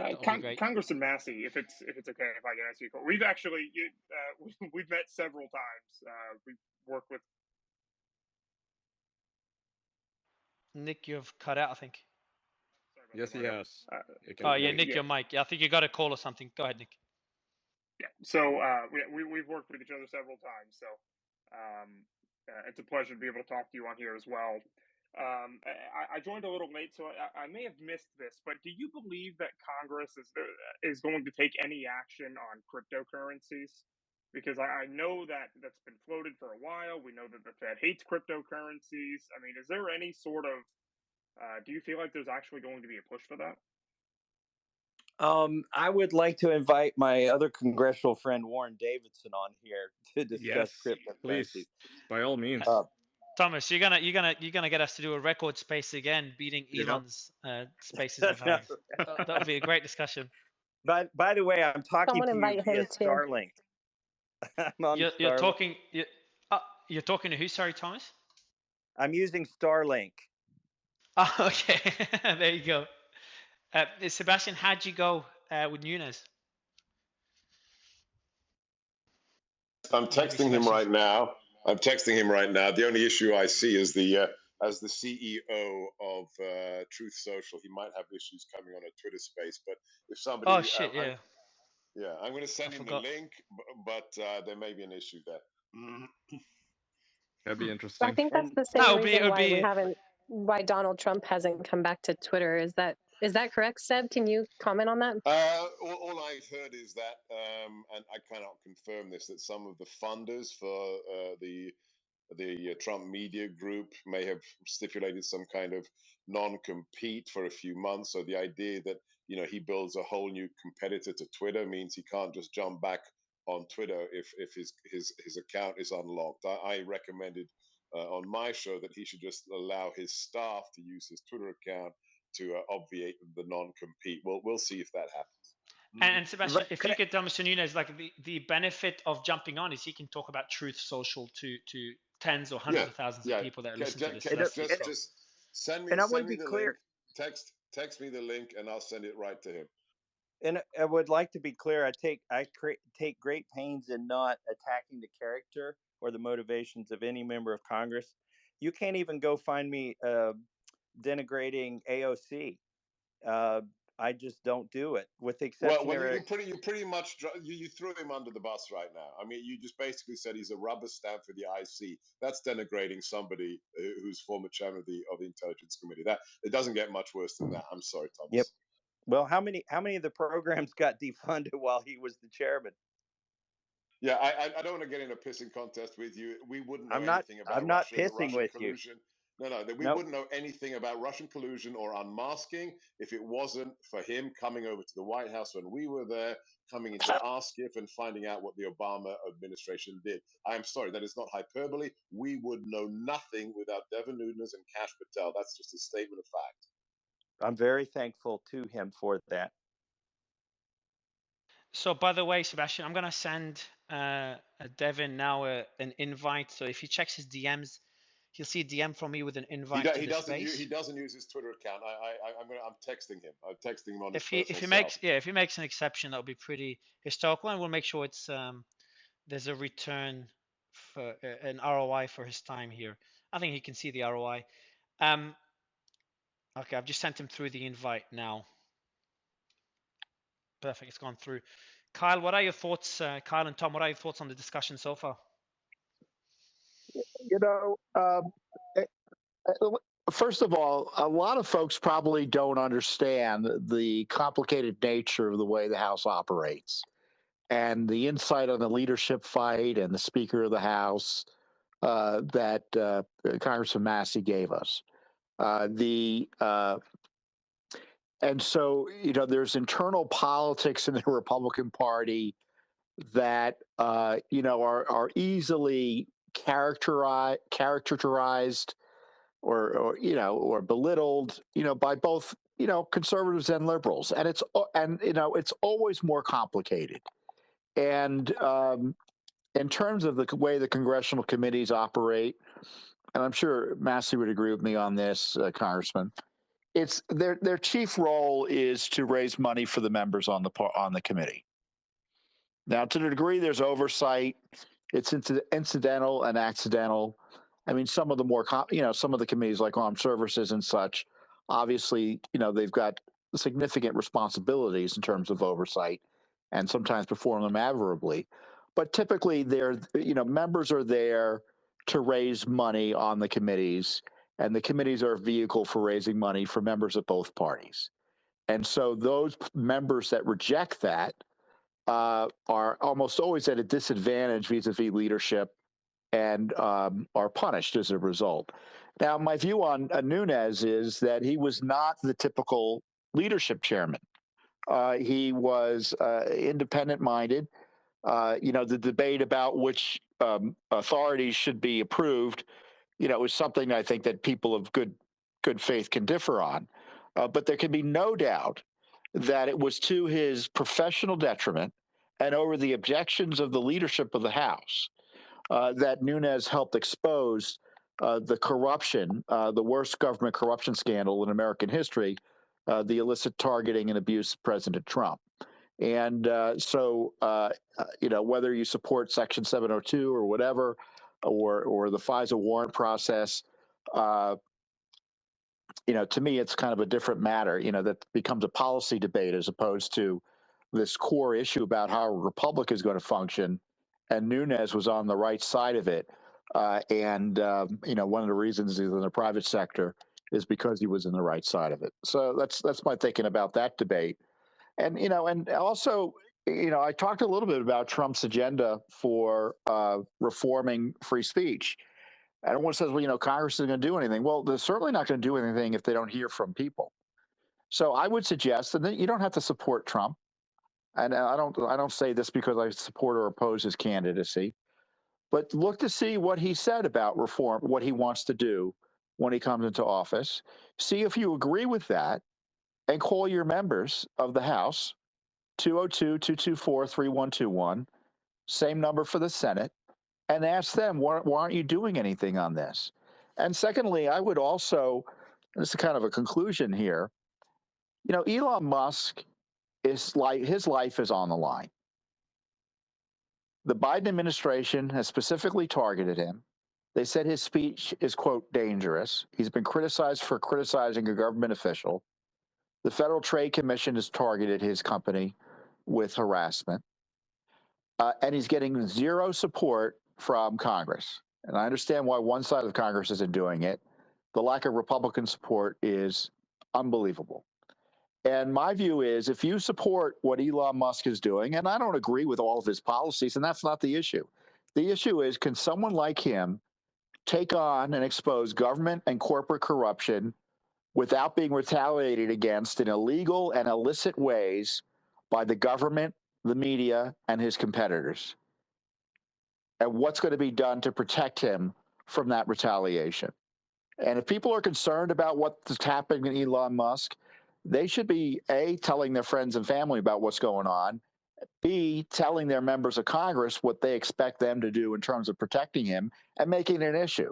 Because if it's not an issue for the voters and people who are calling the offices, otherwise the members are going to avoid the issue as best as they're able for the reasons I discussed earlier. So, Thanks. Congressman, you are a member of the, correct me if I'm wrong, the subcommittee on intellectual property and the internet. Is there anything that you believe that you guys would be able to do now that you are going to gain the majority to protect people like Elon? I don't know how we would do that within that committee. But if you have suggestions, I'm all ears. By the way, Congressman, I've invited Congressman Amash. So did he reply to you? Oh, I'm sorry. I'll text him right now. I didn't. I haven't Okay. texted. Oh, good. Yeah, I've just sent him an invite, and I know that Sebastian is messaging Devin, who I've sent an invite to as well. So we'll see if they're free to jump in. That'll be pretty good. So I won't ask you more questions, just to give you more time to message Justin. Kyle, what are your thoughts on the discussion so far? And I know you've given us a lot of insights on the Twitter file. So while Sebastian is inviting Devin and Thomas is inviting Congressman Justin, I would love to get your thoughts on the discussion so far. Sure. I follow politics because I lived in DC for 5 years, and you don't really have a choice not to. That's the topic of conversations. That's what everybody is about. But I'm an inherently, I'd say, non-political person. I'm kind of a libertarian at heart. I believe in everybody's, freedoms, and I would defend people that I don't agree with. I would defend their ability to say it and talk about it, and I would love to discuss it. And I've had my mind changed on occasion, and I oftentimes do not, because I tend to have pretty good reasons for my beliefs. But I'm not a Republican, and I'm not a Democrat, and so the idea that people have kind of gotten behind the intelligence community and said that it is supposed to be a weapon for one side or another is really atrocious. That's really the danger that I see. It's something that concerns me very deeply, because these are incredibly powerful tools, and they should be the tools that ensure freedom and the ability to speak and the ability to have all the civil liberties that we have that are guaranteed by our Bill of Rights, but are granted by God and not by our government. They pre-exist government according to the way the founders wrote it. So those kind of things are really important to me. And I've found myself siding oftentimes with the ACLU when they want to side and say, should Nazis have free speech? Yes, they should. And then we should talk right over them and let them know how foolish they are and that their ideas are ridiculous. And so, it's kind of interesting. We've moved into a political sphere, and we're talking about some things that I think so often we do, and it's a kind of a tit for tat back and forth between people who have generally. When I was growing up, we all kind of agreed on the same 80%, which was that we had the same enemy. It was a Cold War time. We all kind of knew what the troubles were, and the political positions were the arguments about the best way to fix it. They were policy decisions. Now they're moral issues, and it's whether or not you're a good or a bad person. And that's how I think you end up with the death threats that we see to people like Elon Musk, because he's picked a side that really should be an American side, which is that everybody has a chance to speak, that everybody has the ability to stand up and have a position and defend it on its merits. And if it doesn't win out in the marketplace of ideas, then it's roundly defeated. I think that's okay too. But I'm 100% behind this thing. I wasn't ever on social media. I'm really private.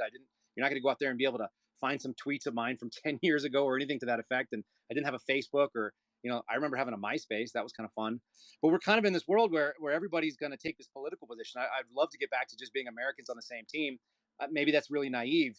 But at 40 years old, that's my dream for my children, to enter that world. And who knows if it's possible. But if people like Elon Musk are being threatened, I know a handful of FBI agents that are out of work right now that have some pretty capable skill sets and background in military and law enforcement, and he could certainly snap us up as security guys. I don't think I would let anybody jump on the hood of his child. So open offer out there if he ends up listening. But moreover, I just want to support that American position, which used to be right down the middle. It's kind of sad where we are.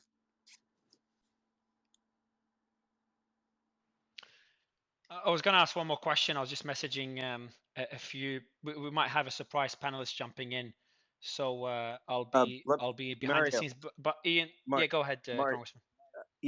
Justin Amash is at dinner with his family, so he cannot join us. Okay, it's a good one. So how about this, Congressman? If you're open for it, when Congressman Amash is able to join, we'd love to have you both on stage. Get a special episode for you guys. And we just bring other panelists to ask you questions and get it well organized in advance. Is that something you're open for? No, absolutely. And he said if this goes on for a while, he might be able to get on later. But he's at dinner with his parents. How long does he need? How long does he need? Because a lot of people are going crazy in the comments and DMs. They're loving this discussion. So if we can let's do another one, and let's give Devin Nunes. I did not mean to malign him at all or to downplay his contribution to uncovering the Russian, the fake Russian collusion delusion. I think it is worth noting that he was the chairman and that he reauthorized all the programs that were used for that. And to some degree, you could say that I'm part of the problem, right? Either I've been here 10 years, I'm either part of the problem or I've failed to fix it. So I'm open to the same criticism. Well, there's a lack of seriousness when you're in front of 14,000 people and you're saying, oh, I don't remember. Was it him in the skiff or was it somebody else? I mean, when you're making accusations at that level, it's kind of like either you've got the receipts or you don't have the receipts. Hey, with all due respect, Sebastian, you've been making acquisitions towards the FBI based on acquisitions. Do you mean accusations? Acquisitions. Sorry, I misspoke. Thomas, so I've just messaged the team. We've sent you my details, Thomas, to Congressman, to get that space organized. Yeah, we'd love to have It'd you be on. great. It'd be fantastic. And I agree. I agree. And Sebastian, if Nunes is able to come on, do a one-off space, He's one-off appearance, it would be. What were you right. gonna say? He said the following to me. Hang on. All right. He said, "I'm not going back on Twitter, but Amash I found to be a very dishonest person. I've sent him in response the link in case his team wants to jump on. So that's where we are right now. As you know, as the head of Truth Social, I kind of understand that. Okay. Does Truth Social have an audio like rooms like this, like spaces? Not yet. No, Not yet. Not yet. Okay. no, Okay. it's Oh, kind okay. of It seems. bare bones. Oh, okay. Okay. Cool. Well, Sebastian, I appreciate you for trying. Congressman, you've given us a lot of your time. Really grateful. The team sent you my details so we can communicate either on WhatsApp, Telegram, email, or Twitter, whatever you prefer, and we can get that space organized. Otherwise, again, really appreciate giving us all Yeah. this time. I appreciate you all for letting me speak. I just came on here to lurk. Thanks, Thomas. Appreciate you, Congressman. Have a wonderful day. Ian, man, that was an incredible discussion. Tom, Ian, what do you guys think? Absolutely. I mean, Can I say something really quick? yeah, Of you course, can talk Tara. the Of whole course. time. I know I Always. don't get called on, so I kind of have to just butt in when I want to. But I wanted to mention Okay. Eliza Blue, who came up.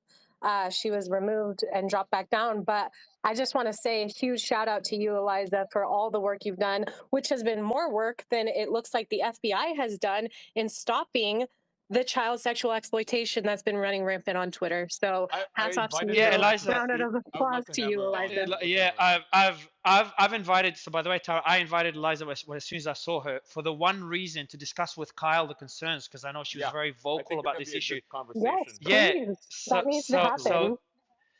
yeah. So Eliza, the reason I sent you that invite initially, before you dropped out, is I don't know if you saw that Kyle jumped in earlier, who was talking about we were asking him a lot of questions, especially Tara, about where the FBI's resources were being allocated. And before I give the mic to Eliza, Kyle, maybe if she hasn't heard it already, and just for the audience, what was your answer to that point regarding how many resources are being allocated to child exploitation? Because you made a few interesting points that will be worth discussing. Well, so the FBI has a project that's called Innocent Images, and there's an analytical component to it. There's an entire unit that's out of Lithicum, Maryland, that exclusively focuses on violent crimes against children, which is mostly child pornography, and does deep and dark web exploitation and things like that. And I don't want to get too deep into what they do, but there are certainly resources within the bureau. But when it comes to the actual case agent side, generally speaking, I've never seen more than one on any given field office. So you've got maybe 56 field offices. So a squad, and then one-off cases that are thrown out to the different resident agencies, which are the satellite offices outside of each of the main field offices. So there's a contingent of people. I mean, it's a staple of FBI work. There's no question about that, and it's getting done. But my point would be is that if we assigned every single FBI agent to doing that, including the people that are at headquarters doing management type stuff, there would still be more work to do. And I don't think we would ever run out of it because the depth of evil that exists in this world is it's quite profound.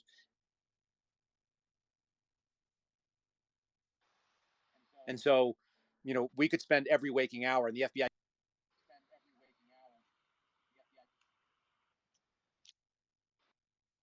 Is it glitching for me, Tara, or is it for Kyle? It's glitching.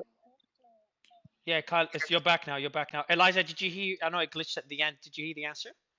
Yeah, I did hear the answer, and Kyle's completely correct. And I did want to speak about. Thank you so much for having me on, by the way. And hello, everybody. My name's Eliza.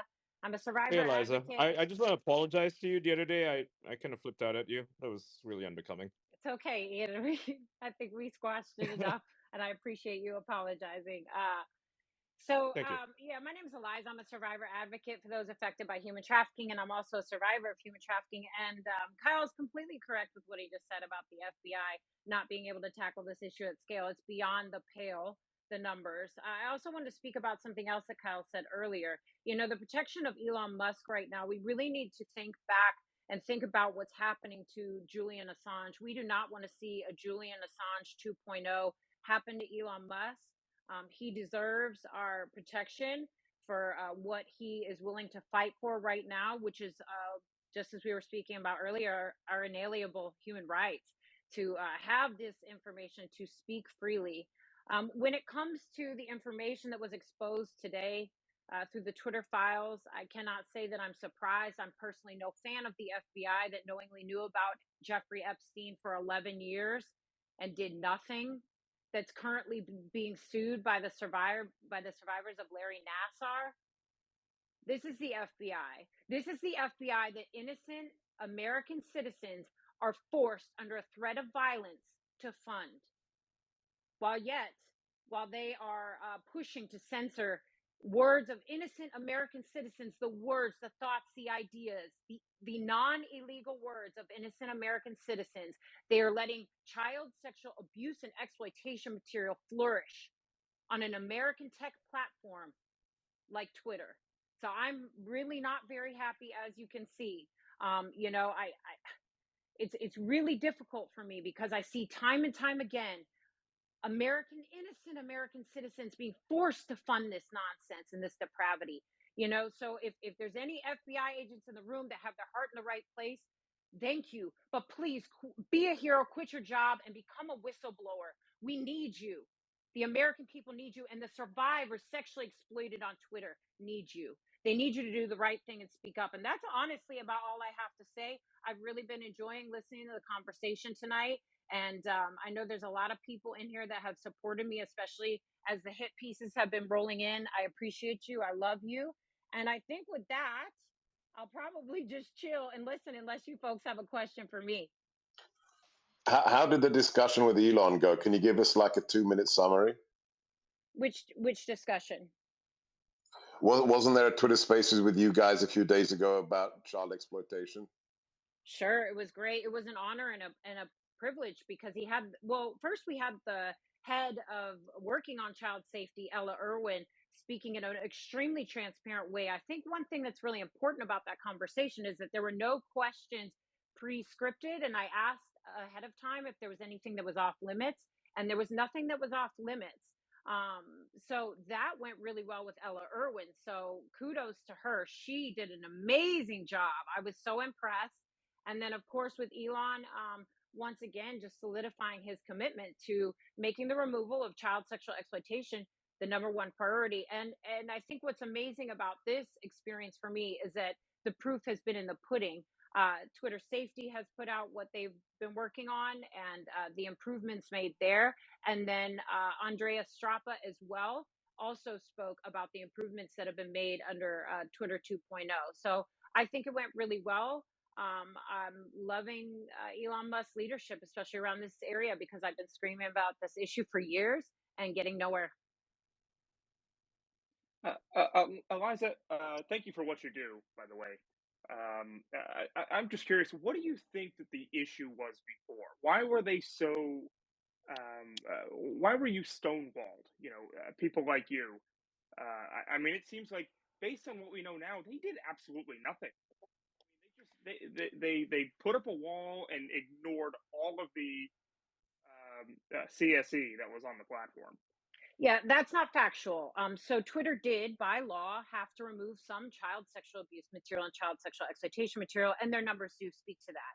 So that's why I always say at scale when I'm speaking about this issue, because I did, in fact, remove some child sexual abuse material. So they just couldn't. They refused to remove it at scale. As far as why I was stonewalled or other folks like myself out here fighting this specific issue, this is a multifaceted, nuanced answer. I mean, you could see what they were focused on. They were focused on the censorship of words, thoughts, and ideas. Where Twitter really messed up is that they did a cost-benefit analysis, and I can say this with confidence without even knowing for it fully for a fact. Twitter did a cost-benefit analysis on the lives of minor survivors and decided that survivors would not band together and sue. They knew that survivors, these minor survivors from around the globe, would not try to receive justice. And they just thought, that they could skirt by. And, after the John Doe 1 and John Doe 2 case, you would have thought, a smart person would have thought that a sense of urgency and making this a priority would have been something that a platform would have done. But instead, they just didn't make the changes that they needed to. So they could have innovated around this issue at any time. And truthfully, what they really did was put innocent citizens' digital privacy rights on the chopping block and on the line. By refusing to address this issue at scale, they left it open for governments and nefarious entities, but specifically more or less governments from around the globe to step in and violate innocent citizens' digital privacy rights, like the Patriot Act 2.0 is kind of what we were looking at, and what we currently are looking at if the EU and specifically right now Australia gets their way. So it's no joke. This is high stakes game, and I wasn't down to play it. I kept fighting for these minor survivors even when it felt like there was no hope, and I'm really grateful. I'm really grateful that I never stopped. Kyle, I wanted to go to you, Kyle.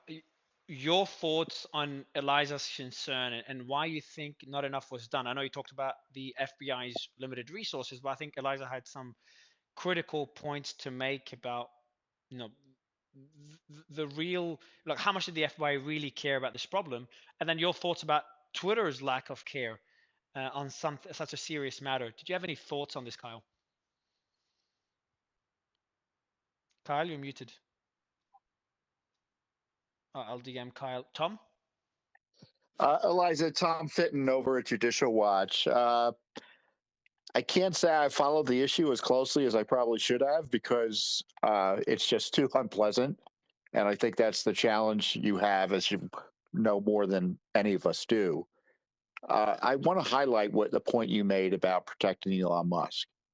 If the left gets his way, in the least, he will be jailed. You have federal officials leaking to the Washington Post or New York Times the other day saying that his free speech reforms will cause violence. And we know what the left's analysis of that is. You must be prosecuted if you say something that causes violence, meaning make political statements that they don't like.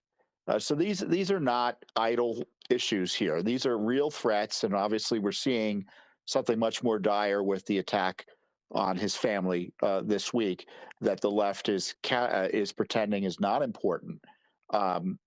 As they the left media is pretending is not important as they further and participate in it.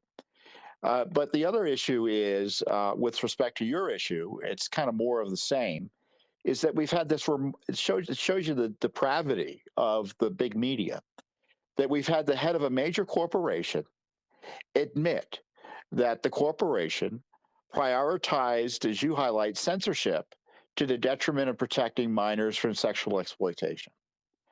And, typically that would be an astonishing moment or move. But of course, he's made other admissions as the head of the corporation with respect to election interference and things like that, and the media is ignored.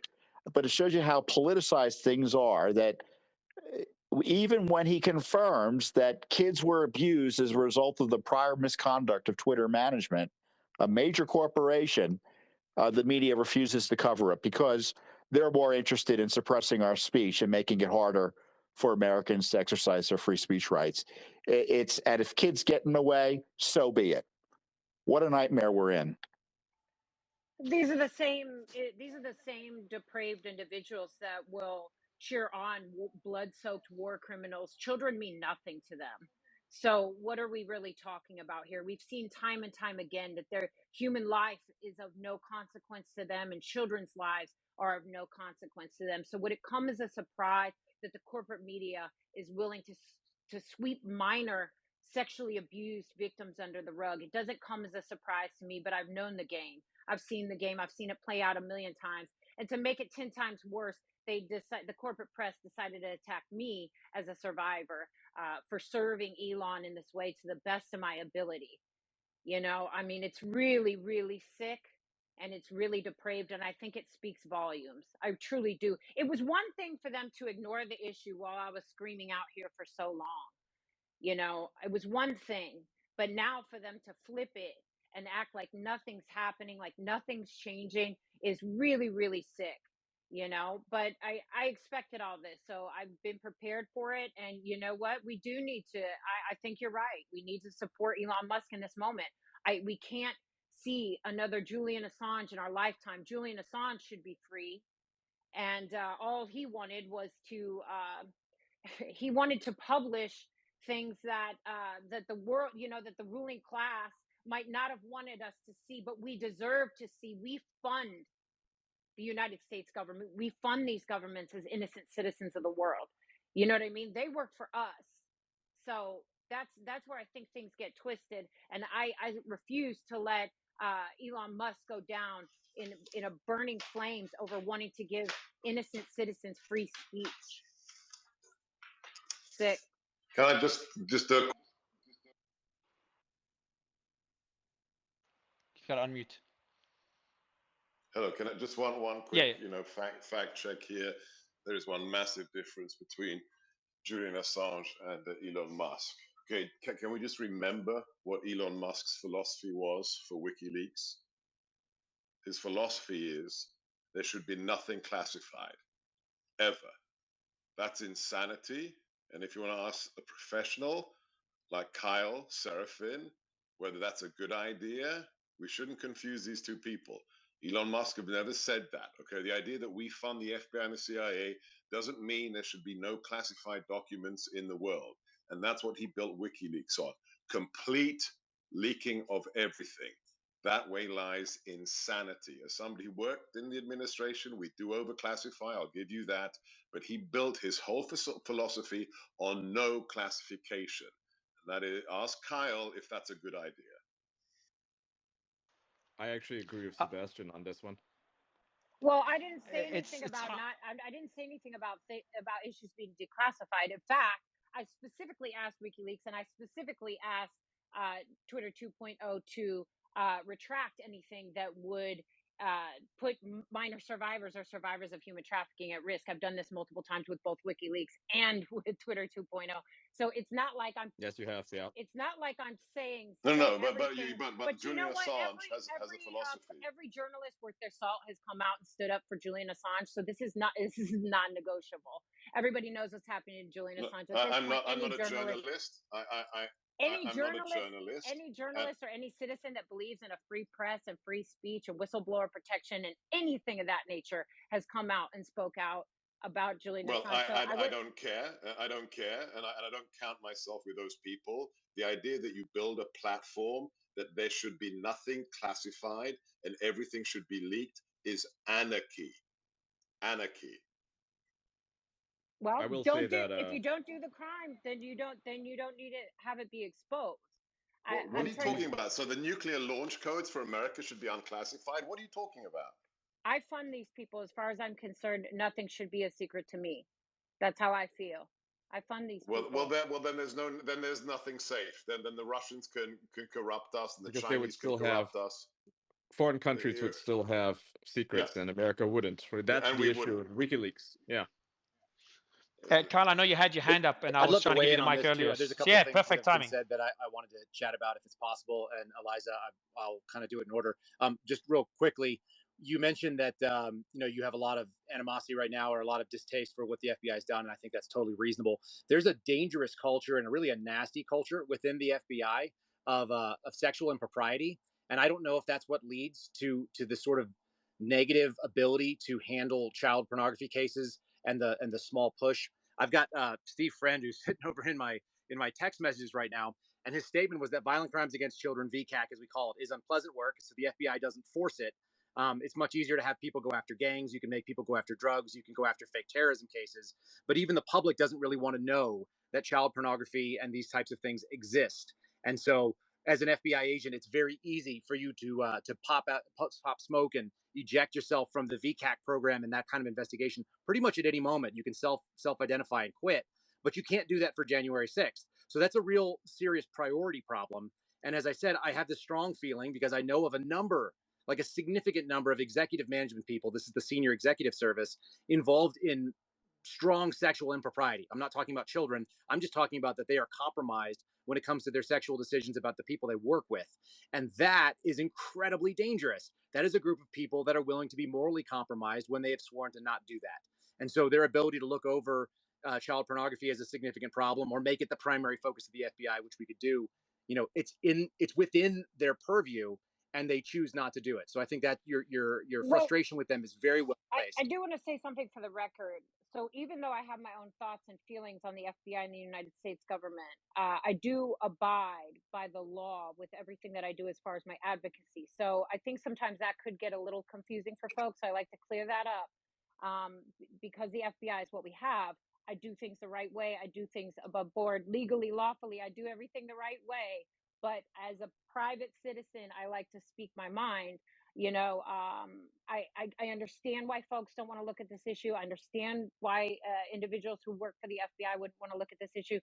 That lets abusers continue to get away with these issues. We can no longer, as a society, continue to look away. That's one of the reasons why I've been so happy with the Elon Musk leadership. He saw the problem, he was told about the problem, and he decided not to look away. And I think that speaks volumes. Yeah. Hey, Totally Eliza, agree. I just want to say, like, thank you for doing what you do. You do the hard work, the work that most of us, right? And I'm even speaking for myself here, right? Most of us don't want to do it because it's painful, right? It's hard to do what you do. So thank you, honestly, truly, thank you. You don't have to thank me. I love these survivors so much. And if somebody hadn't done it for me, I did a space the other night with the survivors, with the two survivors that saved my life. If somebody hadn't come to hell to get me and pick me up from the bottom and love on me when I was unlovable, and I'm sure folks listening right now can tell I'm on fire tonight. Normally I'm bubbly, happy, Yeah, in you a are. good You're on mood, but fire. I'm mad. I'm really mad. I am mad at the FBI, and I'm not going to mince words about that. You know what I mean? And dust around it. Like, I'm not saying what I'm saying. I want to be very clear. I'm mad right now. But as far as doing it, there are certain times where I can't do it. I got to kind of check out, go touch grass, try to enjoy my life, go hang out with my grandma and do, put on some music, talk to my best friend. But then I got to clock back in because that's what my advocates did for me. So that's what I'm trying to do for other survivors out there, is just not look away and give these abusers any extra time. Abusers don't take a day off. Abusers are working 365 days a year, 24/7. So as far as I'm concerned, I have to work 10 times harder than these abusers. So that's where my mind frame's at. I appreciate Kyle, what I you know do. you Yeah. Kyle, I know you were trying to add a few additional points earlier. Before I go to Tom, did you have anything else to add? Ian, Kyle can't hear me. There's the glitch, so let me bring him down and up. Tell him. Kyle, if you want to add any additional points, I don't think you can hear Mario. Oh, I did not. But what I Yeah. will say is that I would say that that Seb and Eliza having the disagreement there, they may be just talking right past each other and probably have some agreement and some common ground in between these things. And the reason I say that is there clearly has to be government secrets that are off limits to everybody, even though we all own them. But I do think the default position should be sunlight, should be, the purpose of the Freedom of Information Act was that the people own that information. So I hate that the government's default position is hiding things, and they do it mostly to cover their own asses, which is what we've all seen. But overclassification is a real thing, and at the same time, like, we are not allowed to go after journalists for, there's Supreme Court decisions that have already said. I think it was related to the New York Times in the 70s that if they publish classified material, then they're covered. So, and I don't think the DOJ should be mincing words about what is and what is not a journalist when somebody is pretty clearly involved in journalism. They've done that with Project Veritas. So, we can all kind of agree on a common ground in this thing that there need to be some secrets that a lot of people will not be able to see because they can't handle them. There's a lot of people that make terrible choices in this country. And yet, there's also a requirement that we respect our own rule of law and that we actually go by the decisions that the courts have made about what that information, once it's public, what can be done with it. Sebastian, Tom? Yeah, the challenge, to echo some of these points, the challenge with Assange is, the laws against the release of classified information. There's no exemption in the media for it. And what happened at that time, it was a different day and age than now. But you had a group of folks who had moral objections to the conduct of American foreign policy at this time. You had what was called that version of it was Bush derangement syndrome. And, rather than principled skepticism using the tools available to you under the law to object to it, they broke the rules and violated very, and put at risk, the material that the folks who have been put at risk aren't necessarily those who have been disclosed as a result of the public disclosures, but the material that foreign governments are likely still sitting on and been able to use to do God knows what else. And so, the Assange story is, I think, Eliza, much more complicated than you're highlighting. It was a case of folks who thought the law didn't apply to them because of the moral nature of their cause. And, that way, anarchy is a nice way of putting it. That way lies the end of the republic. I mean, here we have the efforts to prosecute American citizens and the targeting of American citizens by our federal agencies, not based on the rule of law, but based on politics. And that is a threat to our republic. And and activists deciding to leak classified information, however, right they may be technically that there's too much classified information, is similarly dangerous to the rule of law that fundamentally just protects us all, not just those of us here in Washington, D.C. who are powerful, but as we see with the FBI gang that went after Twitter users, a lot of those folks we don't know. They're small accounts. And, so the abuses that they were really out to get Trump over, that they were willing to do to get Trump, isn't it interesting the splash damage to everyday citizens in the 2020 election and subsequently? So those are kind of my thoughts. I'm not going to yell at you, Eliza, for thinking Assange should get out or whatever. But I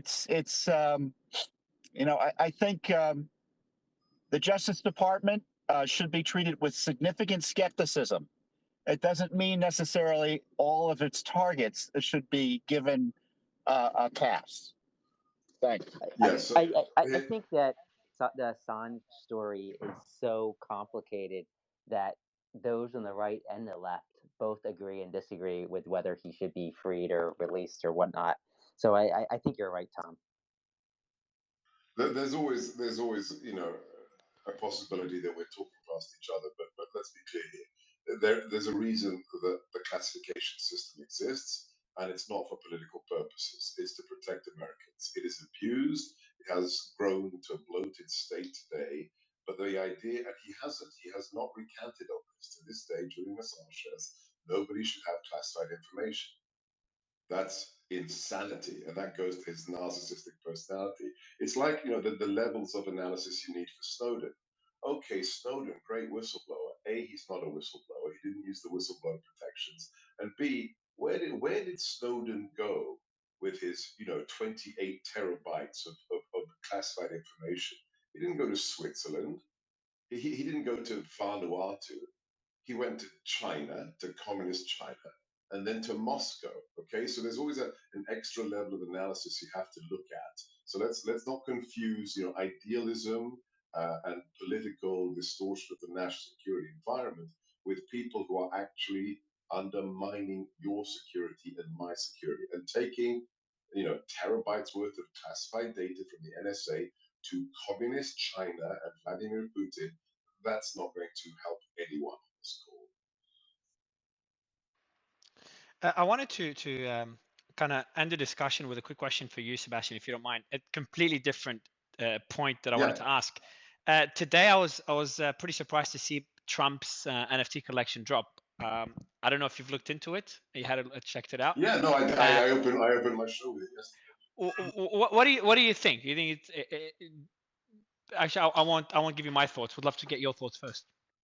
So it dropped as I was opening my radio show yesterday, and at the same time, people missed the 7-minute video that he published that everybody on this call. If you care about the First Amendment, you need to watch the 7-minute video that the president published on what his First Amendment platform would be in a second Trump administration, how he would make it illegal for DHS, for the FBI to coordinate with Palo Alto, with social media on the censorship of Americans. He would make it a very, very serious crime beyond what it already is. So my problem was that this NFT stuff, which is completely Trumpian, and it's a good way to make money. And it turns out that he sold out all the NFTs in 24 hours. Literally, as we were on this call, the front office of Mar-a-Lago sent me a story from Newsmax saying, "Hey, did you know the president sold out all his NFTs?"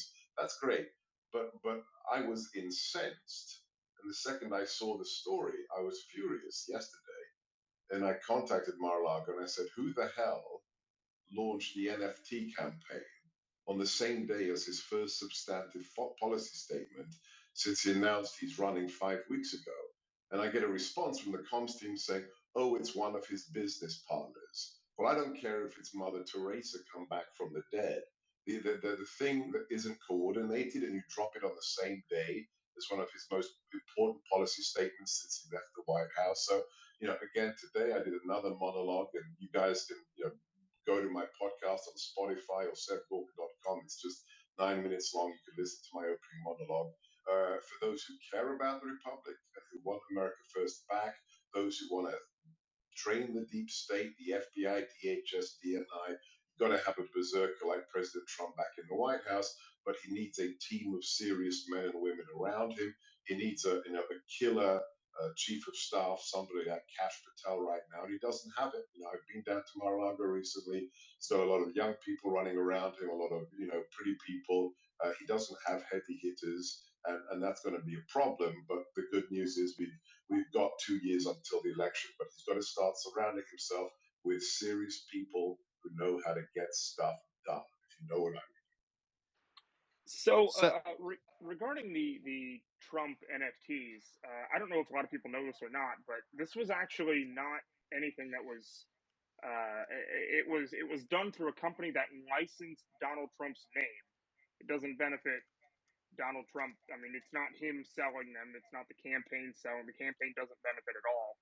It's simply a licensing deal that another company made with Donald Trump and or the Trump organization. Well, the campaign would definitely benefit. Trump is obviously going to be getting some of that money to use for his campaign. Also, another note: he have didn't doubled in license price his image as for well free. since launching. He didn't license his image for free. I guarantee you that. So he's not making a single penny from that. Then why is he doing it? Shouldn't he be No, I trying to said campaign? he didn't. I said I guarantee you he didn't license his image for free. Oh, okay, yes. You.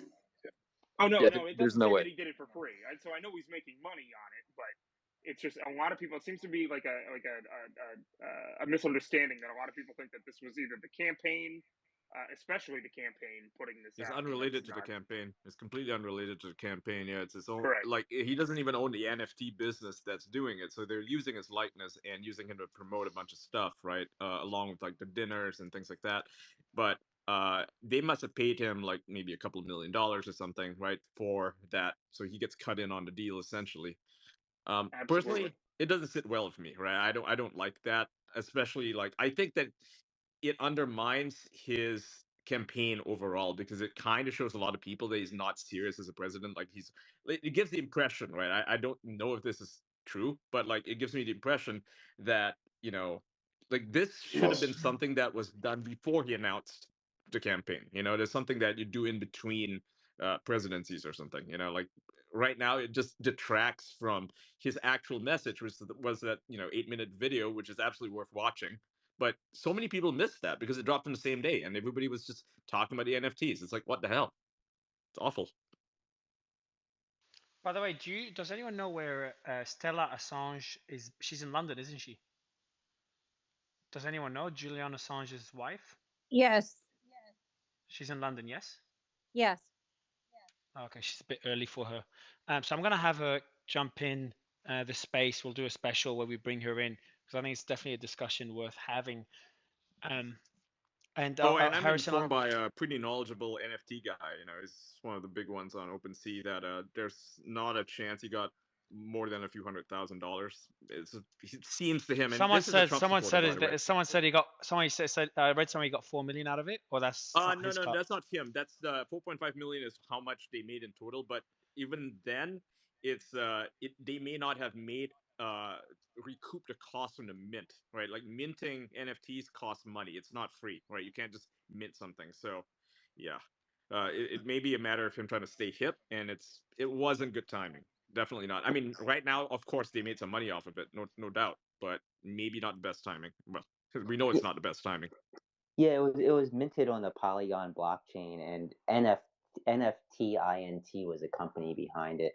Who knows what they paid him for his likeness? I mean, I think a couple 100,000, maybe 500,000 would be something that would probably be normal. And then Yeah. of course there's the 10% secondary sale. So anything that resells, who knows if he gets any cut of that or not? We don't know. Cool. Well, So guys, go I ahead, Tom. posted Sorry. I posted a free NFT of me below. Anyone who uses it, send a contribution to Judicial One. Okay, I didn't know whether to laugh or Nice. not. I didn't know how to It is a react. I'm laugh. like, okay. I didn't know. I didn't want to be out of line and Oh laugh. wait, it's That's pretty funny. supposed to it's both a threat and a joke. Is that how it works? Is each NFT's gonna have your beautiful face in different Yeah, costumes on it exactly. as well, There and you each one with different In a superpowers. in a very tight shirt. That's his thing. That's right. The very That's right. And then Sebastian will have Yep. his own NFT where you can just travel to get a walk with him for 10 minutes by With a a lake. red tie Sebastian. That's just great stuff. So guys, I know we went way over time, and we started doing this show on Twitter Live, Spaces Glitch, and then Spaces worked, and here we are. I think it was a great discussion. You know, Tom, Sebastian, Congressman, Thomas, really enjoyed it. We are gonna have a space most likely tomorrow. We have journalists coming on. It's pinned on my profile. We have journalists coming on to debate the whole Elon Musk suspending a few journalists and the whole free speech debate with the Twitter files as well. So it's going to be tomorrow. And on Sunday, we're trying to get Dr. Fauci, and it's going to take a while, but we have other great doctors coming in on Sunday to debate COVID, because I know that the Fauci files are next in the Twitter files saga. Otherwise, I think that was it. Ian, Tara, Tom, Sebastian, any final words? Did you get Malone? Did you connect with Malone and McCullough? I'll check with the team. They just went to bed now. I'm gonna check with the team and let you know. But they probably have, because I know you connected me, so probably have. It's probably in progress to get a time booked. I appreciate the introduction. I think it would be important for Twitter users and other folks in the positions of influence to demand information from the media companies that help dox Musk. What was their justification for pointing to that real time personal location data of him and his family? What is their position on that? Is that their policy? And please explain why that should be allowed and sanctioned in what they call journalism.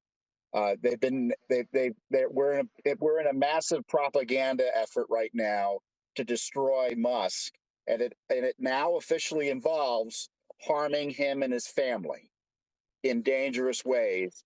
And if we're concerned about that, anyone listening and my associates and colleagues and friends here should really push back on the media dishonesty here. I We've do believe invited. that Collins. Sorry, go ahead. I believe Ben Collins was suspended, right, from NBC. Is that correct? Because of this exact issue. Yeah. Because he was suspended because of his inappropriate commentary and attacks on Musk that weren't necessarily about this, but because he was a crazed anti-Musk activist. So I guess NBC can censor you for criticizing Musk. That's the only evidence I have of anyone being censored for criticizing Musk. It's NBC News. Well said. Well said. And I'm surprised NBC News did that. But one good thing is to see Mario, your spaces are getting as many views as some cable news shows. So there's definitely a potential future where Twitter Spaces kind of takes away a huge share of mainstream media attention. I that'd be hope awesome. so. I hope so. That would be sick. That would be sick. Yeah. I mean, look, podcasts get, like Joe Rogan's podcast gets how many million downloads every single time, he puts one out? It's like 5 million minimum. So, yeah, spaces are going to be the next big thing, and we're here on the ground floor. And it's thanks to Elon that we're able to do this. And in the future, hopefully, there's going to be like an archive of spaces. Because right now, it's hard to look for spaces, right? You got to set up a website or whatever, maybe a Squarespace thing. But in the future, yeah, I would love to see, there's a lot of stuff that Elon can do for this platform, for content creators like ourselves. So let's look forward to it, and support him all the way because, man, like I'm excited. I'm excited for this platform. That's like the first time I felt this way about Twitter because Twitter for the longest time was just stagnant. Nothing happened with it. It's just dead. Now there's too much happening. Not keeping That's up Elon anymore. Musk for you. The Too much happens. night, yeah, I was just like in one day you've got from the whole doxing issue to the ban of the accounts to suddenly a space created with people, the banned accounts being able to join, and then that space crashing after Elon being disrespected on there, and then all of spaces crashing for hours, and then we do a live for the drop because the drop kicks in, and then afterwards Spaces is back. We do a space, we have a congressman jump in, we have a great discussion, and here we are. That's 24 hours Number on one space, Elon's guys. Twitter. We've had the number one space for the past 6 hours now. So congratulations, everyone. If you But participated in this, you're part of history. I sincerely believe that Mario, Ian, and Tara, you guys deserve a ton of credit for the growth of spaces in general. So definitely a round of applause for you guys. I'm not good. I'm not good at taking compliments, man. I just don't like it. So I'll go with Tara and Ian. They're killing it. So I wanna applaud both of them. And all the other speakers. Tom has been jumping in every space. Sebastian's been jumping in a few of them. Brian's been jumping in a lot of them. Eliza's been doing a lot on spaces. But the cool thing about spaces is how impromptu it is. Like when there's breaking news, like when SBF was arrested or there was that missile to Poland, whenever there's something breaking. Does a hell of a job with his spaces too. Like kudos to those guys. They're fantastic. Agree. And I like kudos to you, Ian, because you wake me up whenever there's breaking news. So I don't sleep, right? Yeah, I sleep like 6 hours a day. So I see something happening, I'm like, Mario, get up. Yeah, I know. I was literally today, no joke, before I entered space, I was just today. I was just talking to my partner, and I'm like, hey, today we're gonna finally sleep early and wake up early. And we're literally, and this is not the first time it happened, like probably the third time in the last few days. And I'm literally about to go to bed at like 1 a.m., which I'm like finally fixing my sleeping pattern. And then Ian's like, Mario, the drops are there. I'm like, in my mind, I'm like, yeah, but Spaces is not working, so we're safe. And I tell my team, yeah, there's the drops, but we can't do Spaces because it's not working for iPhones for most people. And they're like, Mario, just do a Twitter live. We know how to do it. And I'm like, fuck. We do a Twitter live because they found a way to do it. And then I'm like, okay, it should be short because not many people. Twitter live doesn't get that many people. It doesn't get the same reach. So it should be short. We had less people than we usually do than we have now.